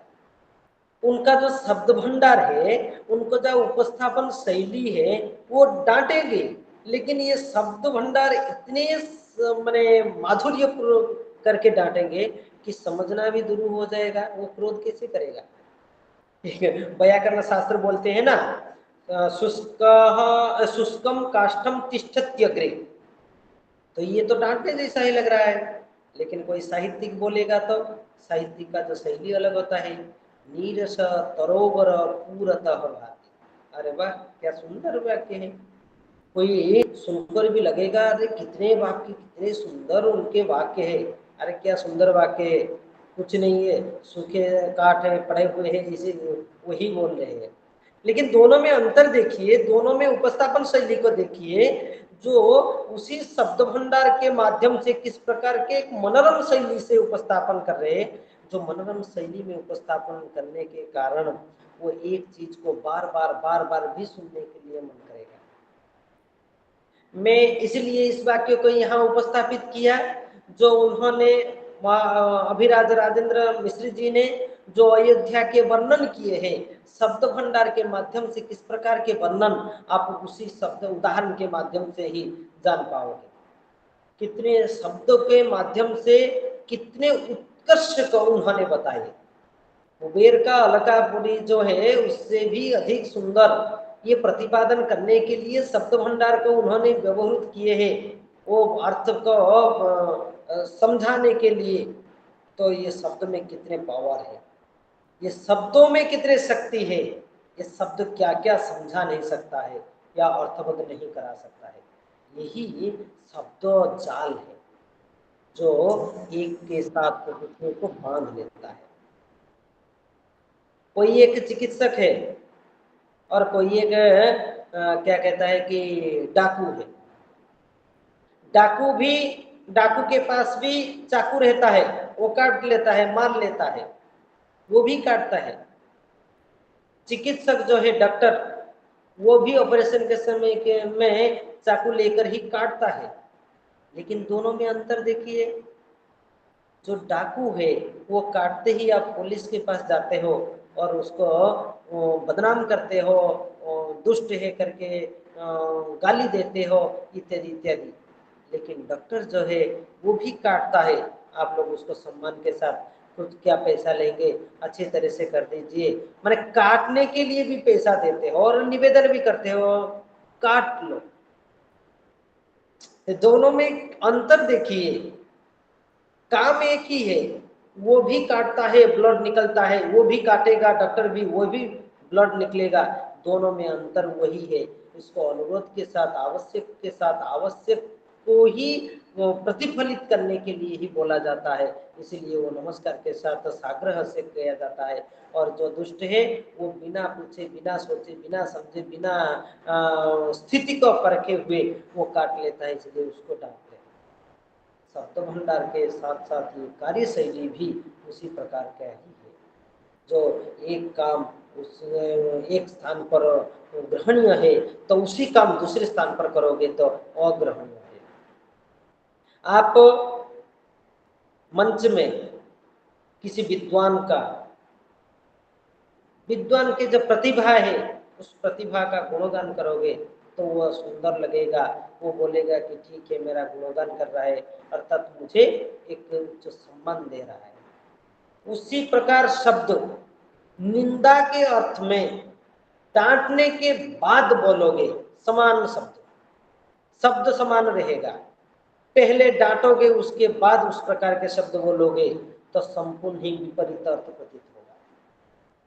ये मुझे उदाहरण देने का आवश्यक नहीं है कि आप लोग छोटे हो के मालूम नहीं हो रहा है, आप सभी को ही पता है। इसमें जो शब्द भंडार के माध्यम से जो प्रतिपादन करते हैं, ये शब्द भंडार एक अनन्य शक्तिशाली है, जिसके माध्यम से शत्रु भी मित्र बन जाता है और मित्र भी शत्रु बन जाता है। ये सिर्फ शब्दों के ही खेल है। आपके शब्द भंडार ही शत्रु को भी मित्र बना देता है और मित्र को भी शत्रु। तो आपको शब्द भंडार कैसे प्रयोग करना है आप लोग सोच लीजिए। उन्होंने भी इस प्रकार के उपस्थापन किए हैं। और यहाँ एक चीज जो आप लोगों का जो क्लास चल रहा है, उन्होंने भी मुझे एक बार बताए थे कि देखिए आप लोग विद्वान हो सकते हो, लेकिन कुछ नए तथ्य को जब उपस्थापित किया जाता है, जितने आप खुद भी पढ़ो, दूसरे के मुंह से जो नए चीज को जानते हो ना, वो सारे जीवन आपके मन में ही एक छवि के सदृश, एक पिक्चर के सदृश रह जाता है। इसलिए ज्यादा से ज्यादातर आप लोगों को जैन करना चाहिए, वहाँ एक बार सुनना चाहिए। एक विषय के आधार पर नहीं, विषय के अतिरिक्त जो विषय है उसको भी ग्रहण करना चाहिए चिंतन के माध्यम से। तो जो शब्द भंडार का प्रयोग किया गया है उन्होंने 9वें सर्ग में उपस्थापित किए, इसीलिए उस सर्ग का नाम दिया गया है बध्वाचार। और बधु को लेकर आ रहे हैं ना अयोध्या, इसलिए बध्वाचार जो परंपरा है, कुल परंपरा, उसी प्रकार का वर्णन उन्होंने 9वें सर्ग में किए। 10वें सर्ग के क्या है ना, सुखपूर्वक निवास करते हुए सीता के 12 वर्ष बीत गए हैं। शादी होने के बाद 12 साल अभी बीत गए। कहाँ? हमारे अयोध्या में 12 साल के बाद एक बड़े अच्छी चीज उन्होंने यहाँ प्रतिपादन किए हैं। जो 12 साल के बाद अचानक किसी एक दिन दशरथ जी ने क्या देख रहे हैं कि दर्पण के सामने बड़ी देर तक खड़े रहकर खुद को देख रहे हैं। वो देखते देखते उनका नजर जाता है कि बाल पक गया है, बाल पक गया है। देखिए आईना नहीं देखोगे, दर्पण नहीं देखोगे तो खुद का स्वरूप तो पता ही नहीं चलेगा। मैं आज भी बताऊंगा, आप लोग भी उसका उदाहरण बनाओगे और खुद को एक बार सोचिए। आज भी एज तो किसी का मुझे पता नहीं, फिर भी मिनिमम एज तो 20 से ऊपर सभी का होगा, इस प्रकार के चिंतन का लेकर बोल रहा हूँ। भले ही आपका एज 20 से ज्यादा हो गया है, लेकिन आपका चिंतन में भी अभी तक लग रहा है खुद को मैं छोटा हूँ क्या, अभी कैसे 40 साल हो गया है, पता ही नहीं चलता है 40 साल, 40 कंप्लीट नहीं हुआ है उससे पहले है, फिर भी एज कैसे चला जाता है। जब एज को लेकर आप खुद को विवेचना करोगे तभी पता चलेगा नहीं नहीं मेरे में बुढ़ापा आ गया है, अभी मैं बूढ़ा हो गया हूँ और आगे नहीं। लेकिन जब तक आईना के सामने खड़े ना होकर या मुंह को दर्पण में ना देखते हुए खुद विवेचना नहीं करोगे तो 60 साल के लोग भी पुत्र जैसे बालक जैसे ही व्यवहार करेंगे, सोचेंगे भी। ये कंपलसरी है, ये एक प्रवृत्ति है। आज भी जो 20-25 साल के आप लोगों में से कोई होगा वो भी सोच रहा है कि मैं 25 साल का कब हो गया, वो लग रहा है कि कल मैं खेल रहा था, स्कूल जा रहा था, इत्यादि इत्यादि इत्यादि, कब हो गया इतने 25 साल का, जिम्मेदारी अभी आ गया, मैं टेंशन में अभी रहता हूँ। इस प्रकार की विवेचना कब हो, जब आपको ऊपर सोचोगे। उसी प्रकार दशरथ, देखिए वर्णन किस प्रकार के होते हैं, जब प्रैक्टिकल है, समाज में जिस प्रकार के दृश्य या समाज के जिस प्रकार के चित्रण प्रैक्टिकल में देखा जाता है उसको उन्होंने वर्णन किए हैं अपने काव्यों के माध्यम से। जो दशरथ जी 12 साल के बाद दर्पण के सामने काफी टाइम खड़े होकर देखते हैं कि मेरा बाल पक गया है, मैं बूढ़ा हो गया हूँ, मैं इतने साल तक कार्यभार में रहते हुए आपने एक समीक्षा नहीं किया कि मैं बूढ़ा हो गया हूँ। इस प्रकार के वर्णन उन्होंने करके वहां उपस्थापित करते हैं कि नहीं, और शासन कार्य मुझे नहीं करना है, अभी किसको देना है, ना किसी का राज्याभिषेक करना है। बड़े हैं श्री रामचंद्र, इसलिए श्री रामचंद्र को राज्यभार देकर मैं कर्तव्य से परायण हो जाऊंगा या कर्तव्य से निवृत्त हो जाऊंगा। दर्पण द्वारा कर्तव्य बोध कराने पर महाराजा दशरथ श्री राम को राज्यभार देने हेतु निर्णय लेते हैं। वर्णन किस प्रकार देखिए, राज्यभार उन्होंने डायरेक्ट नहीं देते हैं, यहाँ देख करके उसको देने के लिए ही वो सोचते हैं या चिंतन करते हैं या निर्णय लेते हैं। ऐसे ही जब शुरू हो गया जो राज्यभार देने के लिए, तभी मंथना ने आकर कैकेयी को बता दी कि नहीं नहीं इस प्रकार के कैसे, आपके बेटा है तो आपको बेटा को ये राजा बनना चाहिए, आप कैसे उसको रामचंद्र जी को बनने के लिए छोड़ रहे हो। इसीलिए मंथरा जी की कुमंत्रणा में या मंत्रणा से उन्होंने क्या किए ना, दशरथ जी को दो जो वर थे पहले उन वर को ही मांग लिए। वो वर क्या था ना, देवासुर संग्राम के अवसर पर जो उन्होंने थके हुए आए थे और कैकेयी ने उनकी सेवा बहुत अच्छी तरह से किए थे, इसीलिए उनको 2 वर देने के लिए प्रतिश्रुति दशरथ जी ने दिए थे। राजा का जो परंपरा है प्राचीन काल में, जो बोल देते हैं उसको अवश्य ही करते हैं। वो प्रतिज्ञा या क्या कहते हैं एक वाक्य को वो बहुत अच्छी तरह से सोच समझ करके बोलते हैं, वो करते भी हैं। इसीलिए वो वर मांगने के लिए अभी आ गए, तो उन्होंने मांगे क्या ना, 14 वर्ष वनवास रामचंद्र जी का, और दूसरा है भरत को राज्य सिंहासन, ये दोनों को मांग लिए उन्होंने। तो यहाँ तो हड़कंप मचेगा ही, जो इतने उल्लास से इतने आनंदित होकर, बड़े को राज्यभार देने से आरोप कम होना चाहिए, लेकिन ये तो उनको वनवास के साथ फिर दूसरे भरत को राजा बनने के लिए बोल रहे, तो सारे वहाँ जो राज्य में लोग हैं वो उसमें हाहाकार बन गया और दशरथ दुखी हुए। इसीलिए उस जो सर्ग का नाम वनवास रखा गया है। वनवास होने के बाद 11वें सर्ग में वो राजमहल को सुख को छोड़ के निकल पड़ते हैं और श्रृंगवेरपुर में गंगा के पार कर महर्षि भरद्वाज के आश्रम पहुंचते हैं। शुरू में यहाँ तो वर्णन है ही, जो जब 14 साल वनवास जाने के लिए सोचते हैं या निष्पत्ति हो जाते हैं, तो लक्ष्मण और सीता भी उनके साथ ही चलते हैं। पहले से तो शुरू में उन्होंने मना किए कि नहीं आप लोगों को जाना नहीं है, क्योंकि वर के रूप में तो मुझे ही जाने के लिए ही आदेश मिला है और उन्होंने दिए हैं, तो मैं आप दोनों को नहीं ले जा सकता। फिर दोबारा उसमें सारे प्रकार के जो अनुरोध को रखते हुए ये दोनों को भी साथ में ले चले। जब वनवास गए, उन्होंने पहले महर्षि भरद्वाज के आश्रम पहुंचे, उसके बाद उन्होंने चित्रकूट को चले। चित्रकूट के बाद जो चित्रकूट में रहते हुए उन्होंने अयोध्यावासी और गुरुजनों के साथ कौन पहुंचे ना, भरत। एक दिन अयोध्यावासी और गुरुजनों के साथ भरत आते हैं। भरत क्यों आते हैं?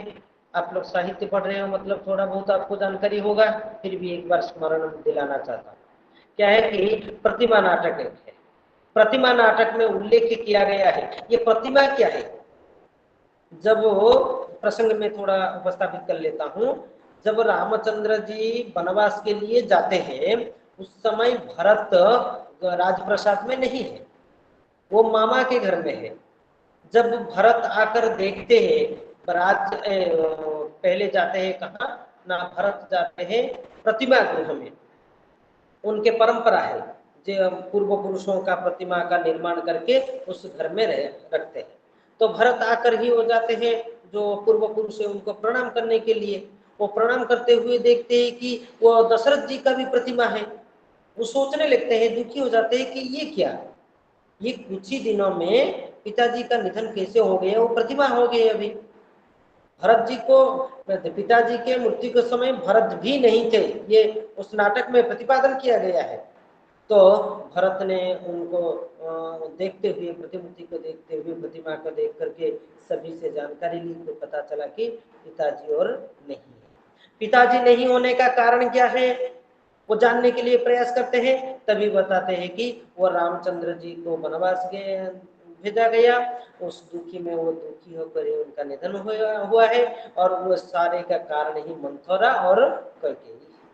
उनको पता होने के बाद वो माता जी को भर्त्सना करते हैं, और भर्त्सना करके वो जाते हैं कुछ अयोध्याओं के प्रजाओं के साथ वो चित्रकूट चलते हैं, और गुरु के साथ भी, गुरु को लेकर भी वो चित्रकूट चलते हैं रामचंद्र जी को पुनः अयोध्या को लाने के लिए। लेकिन सभी को, हम लोगों को ये विदित है, जो विदित है रामायण में, उसी प्रकार उन्होंने वर्णन भी किए हैं। पिता के मृत्यु का समाचार सुनते हैं, वो व्याकुल रहते हैं और जलांजलि भी देते हैं, जो तर्पण करते हैं, वहीं पर ही उन्होंने तर्पण किया। तर्पण करने के बाद जब भरत ने रामचंद्र को फिर दोबारा अयोध्या को आने के लिए बोले कि नहीं, ये पिता नहीं है, लेकिन सत्य सत्य ही है, पितृ सत्य पालन करने के लिए मैं आया हूँ, तो उसको संपादन करके ही मैं लौटूंगा।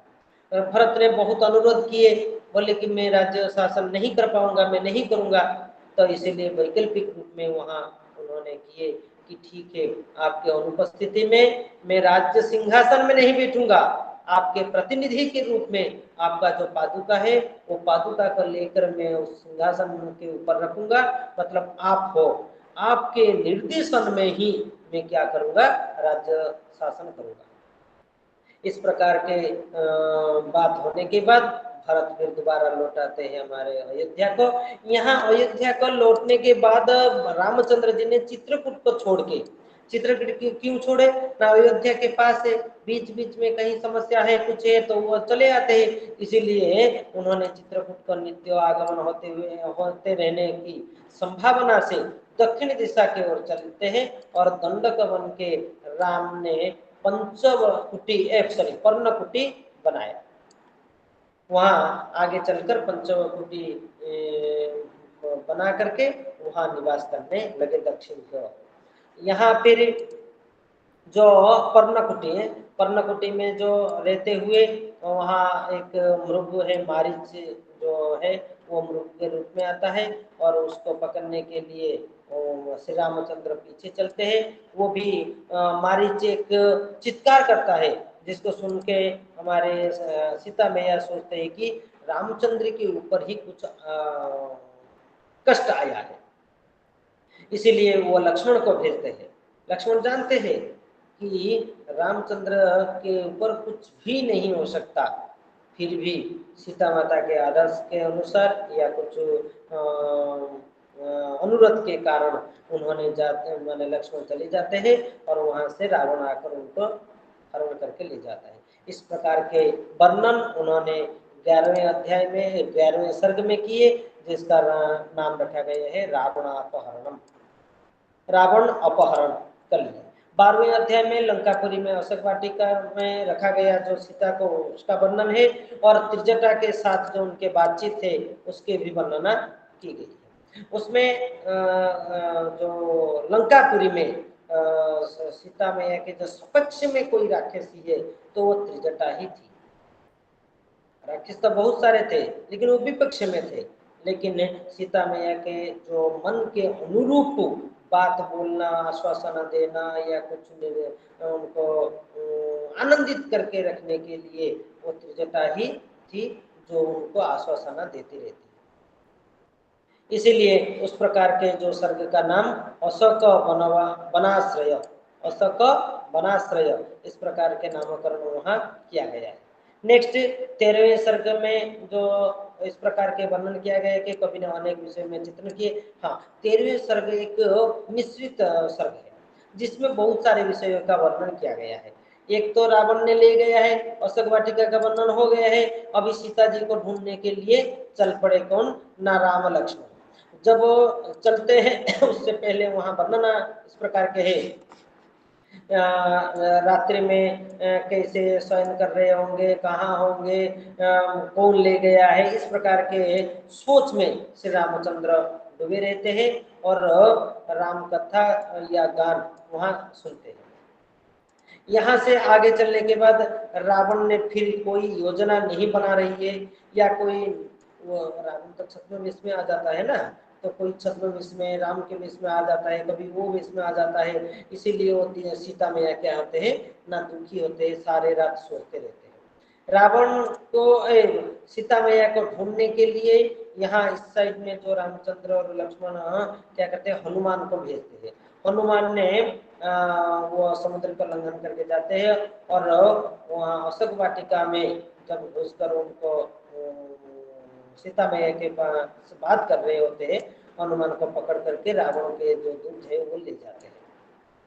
वहां भी मेघनाद को भी अच्छा, ये मेघनाद भी आता है उसको लेने के लिए। मेघनाद हनुमान को नागपाश में बांध लेता है, इसलिए वो जाकर ही कहा हमारे लंकापुरी के जो राजभवन है, राजभवन को लेकर जा पाते हैं। वहां जाने के बाद हनुमान को बहुत सारे पूछे, उन्होंने भी बताए जो क्या क्या क्या क्या संवाद कि मैं कौन हूँ, कहाँ से आया हूँ, इस प्रकार। फिर उन्होंने क्या किए, धृष्टता से उनके पूंछ में आग लगा दी। तो ये आग लगाने के कारण पूरा स्वर्णमयी लंका को उन्होंने आग से ध्वस्त कर दिया और उसके बाद अंत में जाकर समुद्र में ही डूबे जो आग को बुझाए। इसीलिए वो उसका उस सर्ग का नाम है हनुमत प्राप्ति। इस प्रकार के नामकरण इस सर्ग का किया गया है। नेक्स्ट 14वें सर्ग का सारांश इस प्रकार के है। हनुमान को लंका में समुद्र का उस पार स्थित अपनी सेना में आगमन होता है, तो सेतुबंध के माध्यम से फिर हनुमान जाम्बवान आदि वीर वहां पहुंचते हैं और वो इस साइड में भी जो अपमानित विभीषण वो भी राम के शरण में चला जाता है। राम को विभीषण को भी रावण ने अपमानित किया, तो इसलिए वहां से उन्होंने क्या किया ना उनके शरण में आ गए। तो ये सारे मिलकर वहां से युद्ध के लिए विवेचना किए और युद्ध हुआ। युद्ध के बाद लंका में श्री रामचंद्र विजय प्राप्त किए, इसलिए उस सर्ग का नाम लंका विजय करके रखा गया है। 15वें सर्ग में जब लंका विजय हो गया है, विजय होने के बाद 14 साल में पूर्ति वो दोबारा अयोध्या को आने के लिए प्रस्तुत हुए। सीता को रावण वध का समाचार सुनने के लिए हनुमान का भेजा। अशोक वाटिका में जाकर हनुमान विनय भाव से अतप्रोत होकर सीता को राम विजय के शुभ समाचार दिए। ये शुभ समाचार के बाद स्नान, मार्जन, सुगंध लेपन, प्रसादन, अलंकरण, विभूषण इस प्रकार के जितने सारे सीता मैया का करना था उस प्रकार को किए। इस प्रकार के वर्णन वहां उन्होंने किए। उन्होंने अग्नि परीक्षा भी दी, अग्नि परीक्षा भी सीता मैया ने दी और सीता अग्नि चिता से प्रविष्ट होती है और हाहाकार मच जाता है कि ये कैसे, अग्नि में के अंदर चलेंगे तो भस्म हो जाएंगे। लेकिन आकाश में समस्त देवता उस दृश्य को देखने के लिए उपस्थित रहते हैं और अग्नि परीक्षा में बिना जले बाहर आ जाते हैं हमारे सीता मैया। तो इस प्रकार के प्रबाद भी है जो सीता मैया अग्नि के साथ ही थे, अग्निदेव उनके अंदर ही थे। क्यों थे ना, जब वो बाहर जाते हैं इसलिए अग्नि को उन्होंने साथ में लेकर ही चलते थे। कुछ लोग जो आध्यात्मिक वादियों ने बताते हैं कि कभी भी सीता को रावण ने स्पर्श तक नहीं किया, सीता मैया को रावण ने स्पर्श तक नहीं किया, क्योंकि वो इतने तेजस्वी थे। अग्नि का जो तेज उनके अंदर था, इसलिए वो कैसे कोई हाथ लगा सकता है, वो तो खुद ही जल जाएगा। तो इसलिए इस प्रकार के वर्णन भी कुछ करते हैं, लेकिन हमारे जो महाकाव्य में उन्होंने वर्णन किए कि अग्नि परीक्षा दी और अग्नि में बिना जले हुए बाहर आ गए। नेक्स्ट, इस प्रकार के विषय के साथ इस सर्ग का समाप्त होते हैं और अग्नि परीक्षा करके इस सर्ग का नाम रखा गया है। नेक्स्ट 16वां सर्ग में 16 सर्ग में क्या है ना, अयोध्या जाने के लिए उत्सुक होते हैं और वहां से अयोध्या आते भी है। हनुमान, सुग्रीव, अंगद, वीर, सीता आदि वीर और सीता से प्रार्थना करते हैं कि वे भी राम के साथ अयोध्या जाना चाहते हैं। ये सारे लोग चाहते हैं कि हम भी अयोध्या एक बार चलेंगे, लेकिन उनको अपने अपने कार्य को देकर सिर्फ कपिवीर जो है उनको बात सुन के वो आते हैं अयोध्या। अयोध्या आने के बाद भरद्वाज ऋषि जो है वो प्रणाम करते नहीं, भरद्वाज ऋषि को प्रणाम करते हैं। यहाँ राज्याभिषेक होता है और राज्य शासन में लग जाते हैं, इसीलिए उस सर्ग का नाम राज्याभिषेक करके रखा गया है। नेक्स्ट 17वां सर्ग जो है 17, उसमें संधि का छंद जो हम लोग पढ़ रहे थे, पहले बताए थे कि मैथिली और संधि का ये दो छंद जो है आधुनिक छंद, उनका प्रणेता है या आविष्कारक है हमारे अभिराज राजेंद्र मिश्रा। ये संधि का छंद का यहाँ पर 17वें सर्ग में उपस्थापन किया गया है। उसमें मेन चीज जो है, जो उन्होंने काफी प्रत्याख्यान किए हैं, फिर भी उपस्थापन उस प्रकार के है जो गुप्तचरों में से गुप्तचरों से सुनने के लिए मिल रहा है कि सीता जी के बारे में कुछ माने बुराई बात समाज में हो रही है। प्रजा लोग कुछ इस प्रकार के बात उठा रहे हैं कि सीता एक कलंकिनी है या कुछ दुराचारी हो गई है या ऐसे ही कुछ अनैतिक है, वो पतिव्रता नहीं है, इसलिए वहां पर उनको रहने का कोई अधिकार नहीं है। इस प्रकार के कुछ गुजब समाज में जनमानस में सुनने के लिए मिल रहा है करके गुप्तचर आकर सूचित करता है। उस बात को लेकर उन्होंने सीता को प्रयोजन से व्याप्त टिप्पणी को उल्लेख करते हुए वो जनापवाद मान के सीता मैया को क्या करते हैं ना, राजमहल से बाहर निकाल देते हैं। ये जनापवाद के कारण पहले से भी उसको उपस्थापित किया था। वो प्रजावत्सल जननायक, क्यों ना ये प्रजा का ही, प्रजा के जो बातों को वो मानते थे, इसलिए उनको जनापवाद जो देते थे सीता मैया के ऊपर, प्रजा के बात को मान के उनको सीता मैया को बाहर करते हैं। तो ये हो गया 17वां सर्ग। नेक्स्ट 18वां सर्ग में गुरु वशिष्ठ चारों दूतों को भेजकर अयोध्या के समस्त नागरिकों को बुलवाते हैं, विशेष करके पत्नी सहित धोबी को बुलवाते हैं, जिसमें सीता का चरित्र कलंकित किया जाता है। सीता एक रानी है, उसको धोबी को बुलवाते हैं और इस प्रकार के सीता का जो चरित्र उसके माध्यम से कलंकित किया जाता है। तो गुरु वशिष्ठ की आज्ञा सुनते ही समस्त पूर्ववासी जन वहां उपस्थित हो जाते हैं। समस्त पूर्वजन उपस्थित हो जाने पर गुरु वशिष्ठ आसन से उठकर राम की दिव्यता की गाथा को प्रकट करते हैं। राम हमारे सीता तो है ही, लेकिन राम के गाथा को उन्होंने वहां पर सभी पूर्ववासी के सामने उपस्थापन करते हैं। और लोकतंत्र में किस एक व्यक्ति के द्वारा लिया गया कोई भी निर्णय मान्य नहीं हो सकता जब तक उन्होंने अन्य लोगों की सहमति ना हो। इस प्रकार के एक तात्कालिक विषय वस्तु को उन्होंने उपस्थापित किए। आप खुद एक बार बोल दोगे तो वही निंदित हो जाएगा, नहीं, इस प्रकार के वाक्य नहीं। सर्वसम्मति में ही आपको निर्णय लेना पड़ेगा कि ये निर्णय सर्वसम्मत हो। कोई एक आपको बुरा बोल दिया, भला बोल दिया, अच्छा बोल दिया तो वो अच्छा नहीं है। अच्छा या बुरा बोलने के लिए सभी का उसमें सम्मति और सहमति होना चाहिए। तो ये है हमारे 8वां सर्ग, जिसमें अपवाद निर्णय के नाम दिया गया है जिस सर्ग का। और 19वां सर्ग में सीता गर्भ से 2 जुगल पुत्र होते हैं। लव और कुश का पुत्रोत्पत्ति होने के बाद वो अयोध्या में हर्षोल्लास के साथ बढ़ते हैं। चारों तरफ गीत, वाद्य, नृत्य और प्रचार होने लगता है। एक दिन राम और उनके पुत्र का आशीर्वाद दोनों की कृपा करने पहुंचते हैं वाल्मीकि मुनि ने।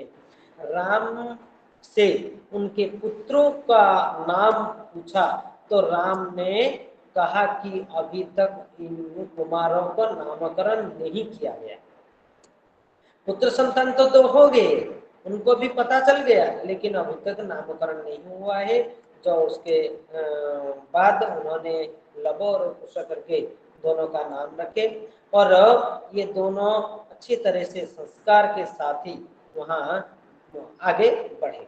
और 20वें सर्ग में, इसलिए ये जो 19वां सर्ग है उसका नाम लव कुशोदय करके रखा गया है। और 20वें सर्ग में शासन करने के प्रति प्रचार और हर्ष था।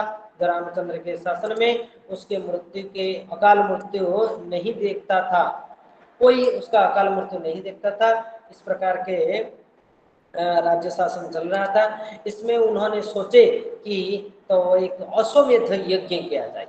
तो इसमें 20वें अध्याय सर्ग में अश्वमेध यज्ञ के प्रावधान किया गया है, उल्लेख किया गया है, जिसका नाम अश्वमेध यज्ञ करके ही नामकरण किया गया है। और अंतिम जो 21वां सर्ग है उसमें अश्वमेध यज्ञ के अवसर पर लव कुश आते हैं। गुरु वाल्मीकि के द्वारा प्रणीत जो रामायण नामक महाकाव्य है उसको गान करते हैं। देखिए एक चीज उसमें चिंतन के योग्य है। राम वनवास गए, वनवास से आए, वनवास आने के बाद सीता मैया को बाहर कर दिए और इसी गुणों या इसी विषय को उन्होंने लिखे, कौन? वाल्मीकि ने रामायण लिखे। रामायण को लेकर उन्होंने लव कुश को पढ़ाई या लव कुश उसको उच्चारण किए, जाने, और उसको लेकर अपरिचित जब रामचंद्र थे, लव कुश उनके पुत्र है करके परिचय नहीं हुआ था, तब उन्होंने उसी भरी सभा में ही रामचंद्र के गुणगान किए। रामचंद्र होते हुए उनके पुत्रों के माध्यम से वाल्मीकि के द्वारा विरचित जो रामायण है, इस रामायण को उपस्थापन किया गया, इस प्रकार का वर्णन उन्होंने किए। मैं क्यों इसमें बल देता हूं, क्यों इसमें देता हूं कि आप लोग सोचिए कि सीमित समय में रामायण में 26,000 श्लोक है, शायद आप लोगों को पता हुआ होगा।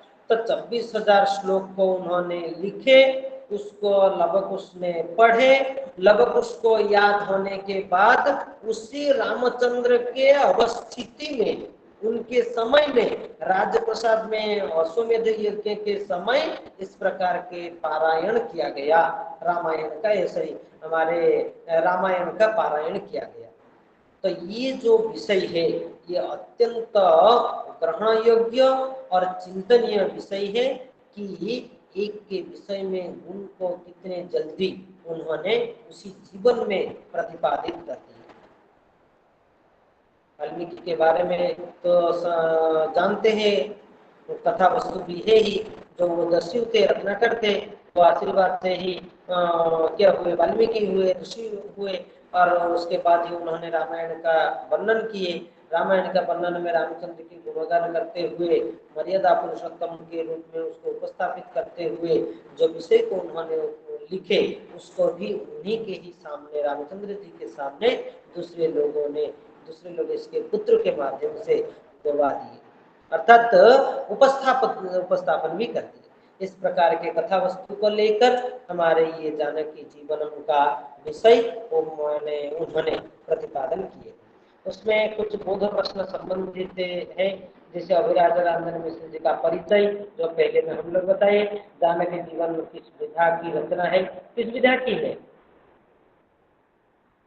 जानकी जीवन किस विधा की रचना है? महाकाव्य। हाँ? महोदय महाकाव्य महाकाव्य। है। हाँ, महाकाव्य महाकाव्य है और उसका वर्णन किस प्रकार के है उसमें उपस्थापित करना है। नेक्स्ट 20वें सर्ग का सारांश लिखिए। 20वें सर्ग में जो मैंने अभी बताया उस प्रकार की कुछ विवेचना करते हुए उसको सारांश को प्रतिपादन करना है।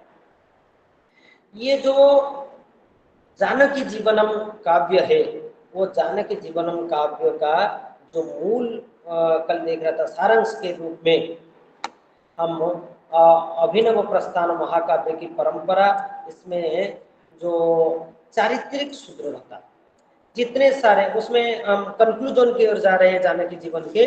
उसके बाद प्रथम सर्ग और द्वितीय सर्ग में जो कुछ है विषय नेक्स्ट क्लास में जानेंगे। चारित्रिक जितने सारे चरित्रों का वर्णन किया गया है बहुत अच्छी तरह से उन्होंने किए। और नेक्स्ट उत्कृष्ट दाम्पत्य प्रेम का संदेश दिया गया है। राम सीता को छोड़ते हैं लेकिन खुद के मन से नहीं, वो प्रजावत्सल के कारण ही दूर राजप्रसाद से दूर जाने के लिए बोलते हैं। इसलिए उत्कृष्ट दाम्पत्य प्रेम का वहां संदेश दिया गया है। मर्यादित जीवन का संदेश कहीं पर भी रामायण में आप लोग रामचंद्र हो या उनके राजप्रसाद में उल्लंघन वाक्यों का कोई नहीं किया है। आप दशरथ जी का, आप कैकेयी का, आप हमारे जो श्री रामचंद्र जी का, भरत का, किसी का भी उदाहरण लीजिए, ये मर्यादा के अंदर रहते हुए ही सारे काम किए।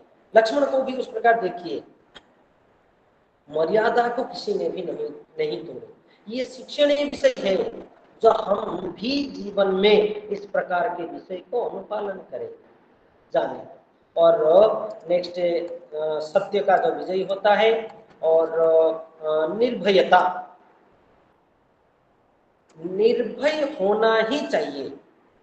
मैं हर टाइम क्लास में बच्चों को बताता हूँ, आप क्या कहते हो कि भय, मन में मेरा भय है।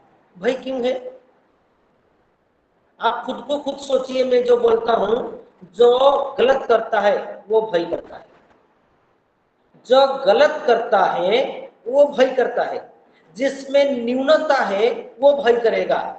जिसके पास न्यूनता नहीं है, गलत नहीं करता है, वो कभी भी नहीं भय करेगा। वो राजप्रसाद राष्ट्रपति के भवन हो या हमारे कोई सामान्य गांव के घर हो, कहीं पर भी जाने के लिए उसका भय नहीं होगा। वो गलती खुद नहीं करेगा तो ये जो भयंकर दस्यु है उनके सामने जाने के भी लिए डर नहीं लगेगा, या कोई क्या कहते हैं हमारे जो साधु है उनके पास जाने के लिए भी भय नहीं करेगा। अब बच्चों को देखिए, भय कभी भी नहीं है।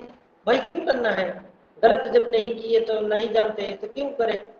तो आप लोग को इसमें समझ आए कि ये रामायण या जानकी जीवन मुझे कथा वस्तु के आधार पर कभी भी न्यूनता नहीं रखना है। न्यूनता नहीं रखोगे तो भाई जीवन में कभी नहीं आएगा। आप अपने जीवन में क्या सच है आप एक बार सोच के देख लीजिए। नेक्स्ट आगे जो उसमें चेतना का भी वहाँ उपस्थापन किया गया है, तो हमारे जीवन में इस प्रकार के गुण होना चाहिए, धैर्य होना चाहिए। बिना धैर्य आप आगे कैसे चलोगे? एक चीज बोलते हैं, जैसे कि एक विश्वविद्यालय में कोई नौकरी कर रहा है तो वो बोलते हैं इस विश्वविद्यालय में वो नहीं है, ये नहीं है, वो नहीं है। अरे यहाँ नहीं है तो लोग हैं, वो नहीं है फिर भी तो लोग पढ़ाते हैं, बच्चे पढ़ते हैं, तो आपको इतने क्यों करते? धैर्य रखो। आपको ये न्यूनता लग रहा है तो उसको समाधान करो। कुछ लोग ऐसे हैं समाज में सिर्फ समस्या को उपस्थापन करते हैं। बच्चे थोड़ा ध्यान में रहना है। मैं 2-3 चीज यहाँ बोलूंगा, समाज उपयोगी विषय आपको समझना है। समाज में कुछ लोग हैं सिर्फ आरोप करते रहते हैं, ये ठीक नहीं हुआ, वो अच्छा नहीं हुआ, ये होता तो और भी अच्छा होता। गलत चीज इसे बोलना नहीं चाहिए। आप लोग मेरे बात को मानिए, कभी भी नहीं बोलोगे कि ये गलत है। आपको बोलना है कि ये सही है, लेकिन इस प्रकार करते तो और भी सही होता।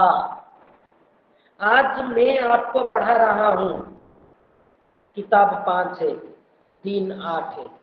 एक दिन में 2 घंटे में मैं टोटल किताब को रीडिंग करूं, आदर्श वाचन करूं, तो भी कंप्लीट नहीं होगा 2 घंटे के अंदर। तो भी 2-3 घंटे में आपको क्या करना है, विषय का सार बताना है। तो ये स्वरूप मेरे मन में आया। दूसरे कोई अध्यापक उसके स्वरूप के आधार पर पढ़ा रहे हैं, तो आपको उसमें समझना क्या है, ये स्वरूप में सार क्या है, क्या बताना चाहते हैं, किसको हमें सीखना है, लेना है, जो जीवन में आगे काम आएगा। हर परीक्षा में हम लोग कुछ ले सकते हैं। इसलिए समाज में हर क्षेत्र में मैं बता रहा हूँ, किसी भी काम पर आप टिप्पणी करोगे तो ये जरूर याद करोगे, जो ये गलत है ऐसे वाक्य नहीं, ये सही है, फिर भी तुम्हारे जो चिंतन है उसको इंक्लूड करके इस प्रकार करते तो और भी अच्छा होता। ये ठीक है, आपने किए, जो करता है कोई चिंतन लेकर करता है वो गलत नहीं है, फिर और भी इस प्रकार करते तो और भी अच्छा होता। तो देखिए, समाज सुधारक बनोगे आप, समाज के परिवर्तन करने के लिए आप अग्रसारित हो पाओगे। नहीं तो आप सिर्फ आरोप ही करते रहोगे, कुछ आपको ना लाभ मिलेगा, ना कोई दूसरे को हानि होगा।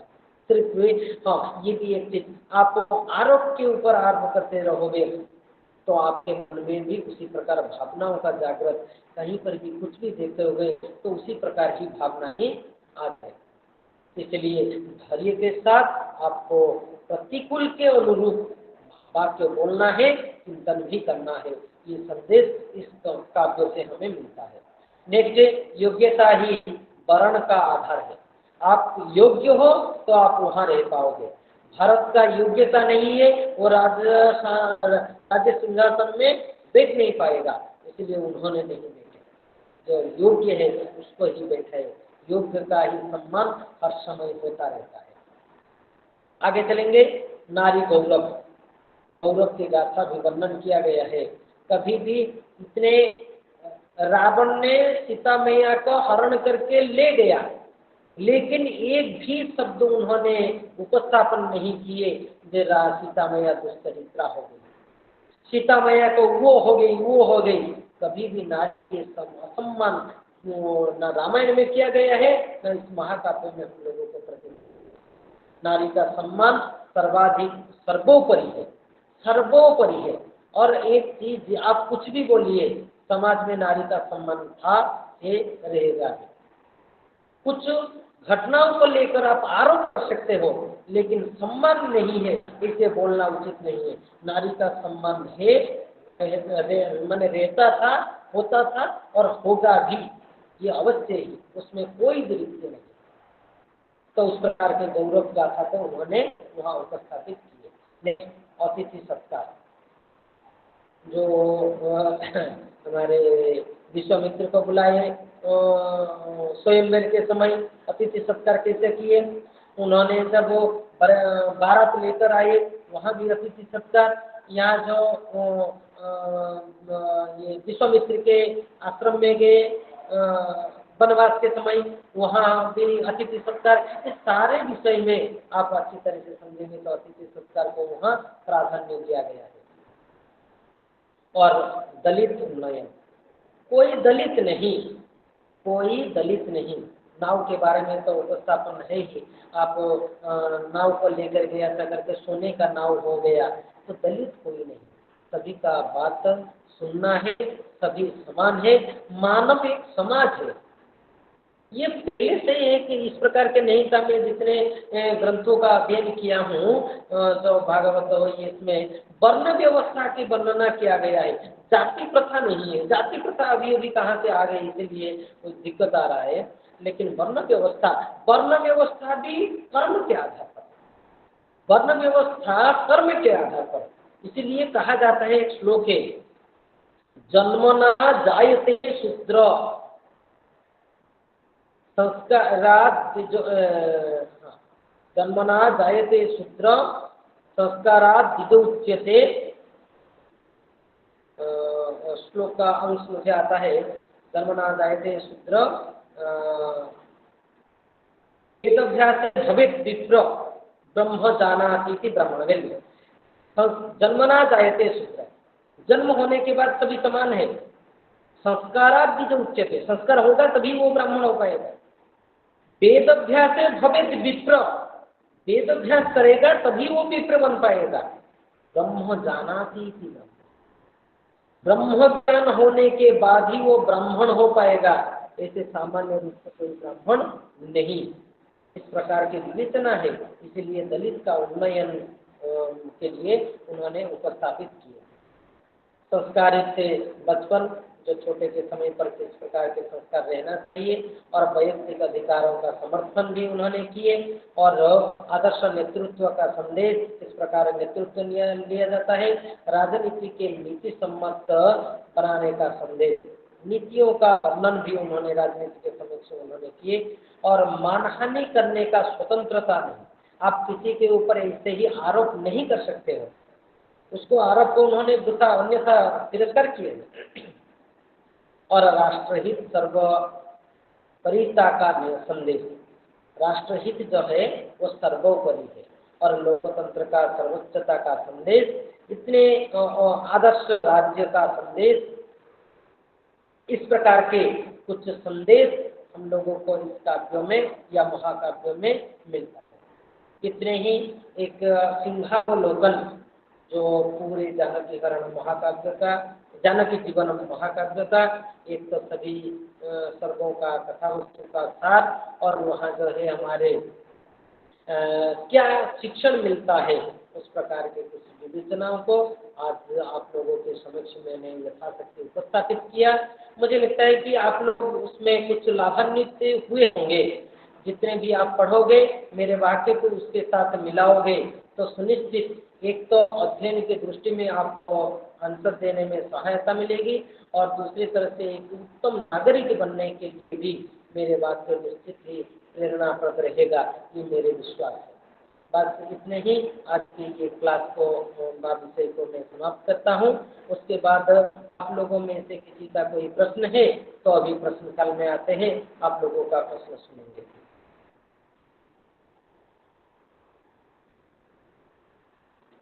हरिओम, कोई प्रश्न है? नमो नमः गुरुदेवः। सर, एक प्रश्न था कि अगर रावण हरण करके ले गया सीता माँ को, तो उसने अशोक वन में ही क्यों रखा? उसके महल में भी तो लेकर जा सकता था ना? हाँ, बिल्कुल बिल्कुल सही है। देखिए, एक प्रवाद है, राजा ने कुछ भी अनैतिक काम करता है तो भी वो क्या करता है, एक सम्मान के साथ, संयम के साथ, नियम के साथ, नहीं तो प्रजा लोग तो उसको आरोप कर देंगे ना। भले ही वो उसको लेकर गया था, लेकिन जब तक शादी नहीं हुई, जब तक शादी नहीं हुआ है, तब तक वो रानी के रूप योग्य नहीं है। इसीलिए उन्होंने राजप्रसाद से बाहर रखे। ये एक प्रकार के अभिमत। दूसरे प्रकार के भी एक विचार हम लोगों के मन में आता है, चर्चाओं में भी विद्वान लोग करते हैं, जो सीता जो है उनके बिना परमिशन, वो तो लेकर चले गए, लेकिन बिना परमिशन कहीं पर वो नहीं रखा सकते, वो साध्वी है, इसीलिए उसको बाहर ही रखना पड़ा। क्योंकि 14 साल के लिए वो किसके साथ आए थे? श्री राम के साथ आए थे, तो रामचंद्र जी जंगल में है, वो कैसे राजभवन में रह जाएंगे? उस प्रकार के कुछ विवेचना भी कुछ विद्वान करते हैं। प्रभाव तो अनेक सारे हैं, हम लोग भी ऐसे भी बोल सकते हैं कि विवाह नहीं है इसलिए सीता मैया ने राजी नहीं हुई, इसलिए इसे बोल सकते हैं। लेकिन ये जो दोनों कारण मैंने बताया वो कुछ उत्कृष्ट कारण है, जो आपके प्रश्न के आधार पर उसका समुचित उत्तर माना जा सकता है। ओके जी सर। और एक प्रश्न था कि श्री राम जब सीता को निर्वासित किए थे, तो वो चाहते तो उनके पिता के घर भी भेज सकते, भेज सकते थे, पर उन्होंने उनको वन के लिए क्यों भेजा, निर्वासित किया? निर्वासित तो पहले क्यों किया वो पता है, जो प्रजा के बात को रखते हुए उन्होंने निर्वासित किया, उसमें तो कोई दिक्कत नहीं। दूसरी चीज, जो पिताजी का घर, आप यहाँ से एक सभ्यता और एक परंपरा को समझ लीजिए। कोई भी विवाहिता नारी पिताजी के घर में रहती है तो वो कलंकिनी के रूप में मानी जाती है। वो अच्छा नहीं है, एक अच्छा संदेश नहीं है। वो अलग रह सकती है, लेकिन पिताजी के घर में विवाह होने के बाद वो उनका घर नहीं है, वो अतिथि गुरु जैसे ही बन जाता है। देखिए, एक चीज में प्रैक्टिकल एक समाज को लेकर भी आपको उदाहरण देना चाहूंगा। आप समाज को देखिए, समाज में भी कोई एक विवाहिता नारी किसी के मायके में रहती है तो क्या हम लोग बोलते हैं? हम लोग मतलब समाज क्या बोलती है, समाज क्या कहना चाहता है? उस प्रकार के प्रभाव भी उस समय में भी था। इसलिए उन्होंने साध्वी के रूप में वनवास में, आश्रम में ही रहने को पसंद किया। आप सिर्फ इसी नाटक में नहीं, रामायण में नहीं, आप देखिए ये जो अभिज्ञान शाकुंतलम, वो तो चाहती तो फिर दोबारा आश्रम को लौट सकती थी, पिताजी के घर शकुंतला, लेकिन आई क्या? नहीं, वो बीच में रह गई। आप ये लक्ष्मी पुराण को देखिए, लक्ष्मी क्या उनके पिताजी के घर गए? नहीं, वो दोबारा फिर नए घर बना करके रहे, लेकिन पिताजी के घर नहीं जाते। ये परंपरा है, सच है। परंपरा, शादी होने के बाद पिताजी का घर नहीं है, वहाँ नहीं जाना चाहिए। हम घूमने के लिए अलग बात है, लेकिन हर दिन के लिए हो जाएगी तो हाँ। और एक चीज उसमें भी प्रैक्टिकल के रूप में बोलता हूँ। देखिए, आप भी बड़े हो गए हो, इसलिए जानना चाहिए। जीवन में किसका कब क्या होगा पता नहीं, फिर भी उसको ध्यान में रखोगे। पिताजी के घर में रहने से 5 या 10 दिन, ये सामाजिक प्रवृत्ति को बता रहा हूँ, कुछ दिन के बाद पिताजी के घर भी बैरी जैसे ही लगने लगेगी। वो खुद का घर नहीं। आप आपके घर में या ससुरालय में रहिए, जितने दम्भ के साथ आप बोल सकते हो, वो ससुर हो, स्वामी हो या कोई भी, रिटर्न कोई स्वामी छोड़ने के बाद मायके में रहोगे तो 5-6 महीने तो समाधान होगा। उसके बाद कोई भी कुछ भी बोलेगा तो आपको लज्जा बोध होगा, आप उसमें डांट के चढ़ के या स्पष्ट रूप से नहीं बोल सकते हो। ये मुझे लगता है कि अनुभव आप लोगों में से भी हो गया होगा, मुझे लगता है कि हुआ होगा इस प्रकार के अनुभव तो नहीं बोलूंगा कि अनुभव, तो आप लोग शादीशुदा नहीं हुए होंगे तो अनुभव नहीं बोलूंगा कि आपको, लेकिन सामाजिक प्रवृत्तियों के बारे में, उसके बारे में जानकारी हुआ होगा, ये तो कंपल्सरी। ओके जी सर। और कोई?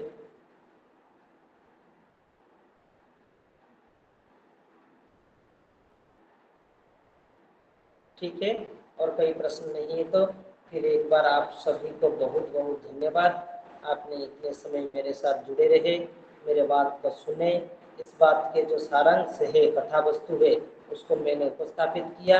और मैं दम्भ के साथ फिर एक बार बोलूंगा कि आप खुद पढ़ोगे, जितने समझ में आएगा।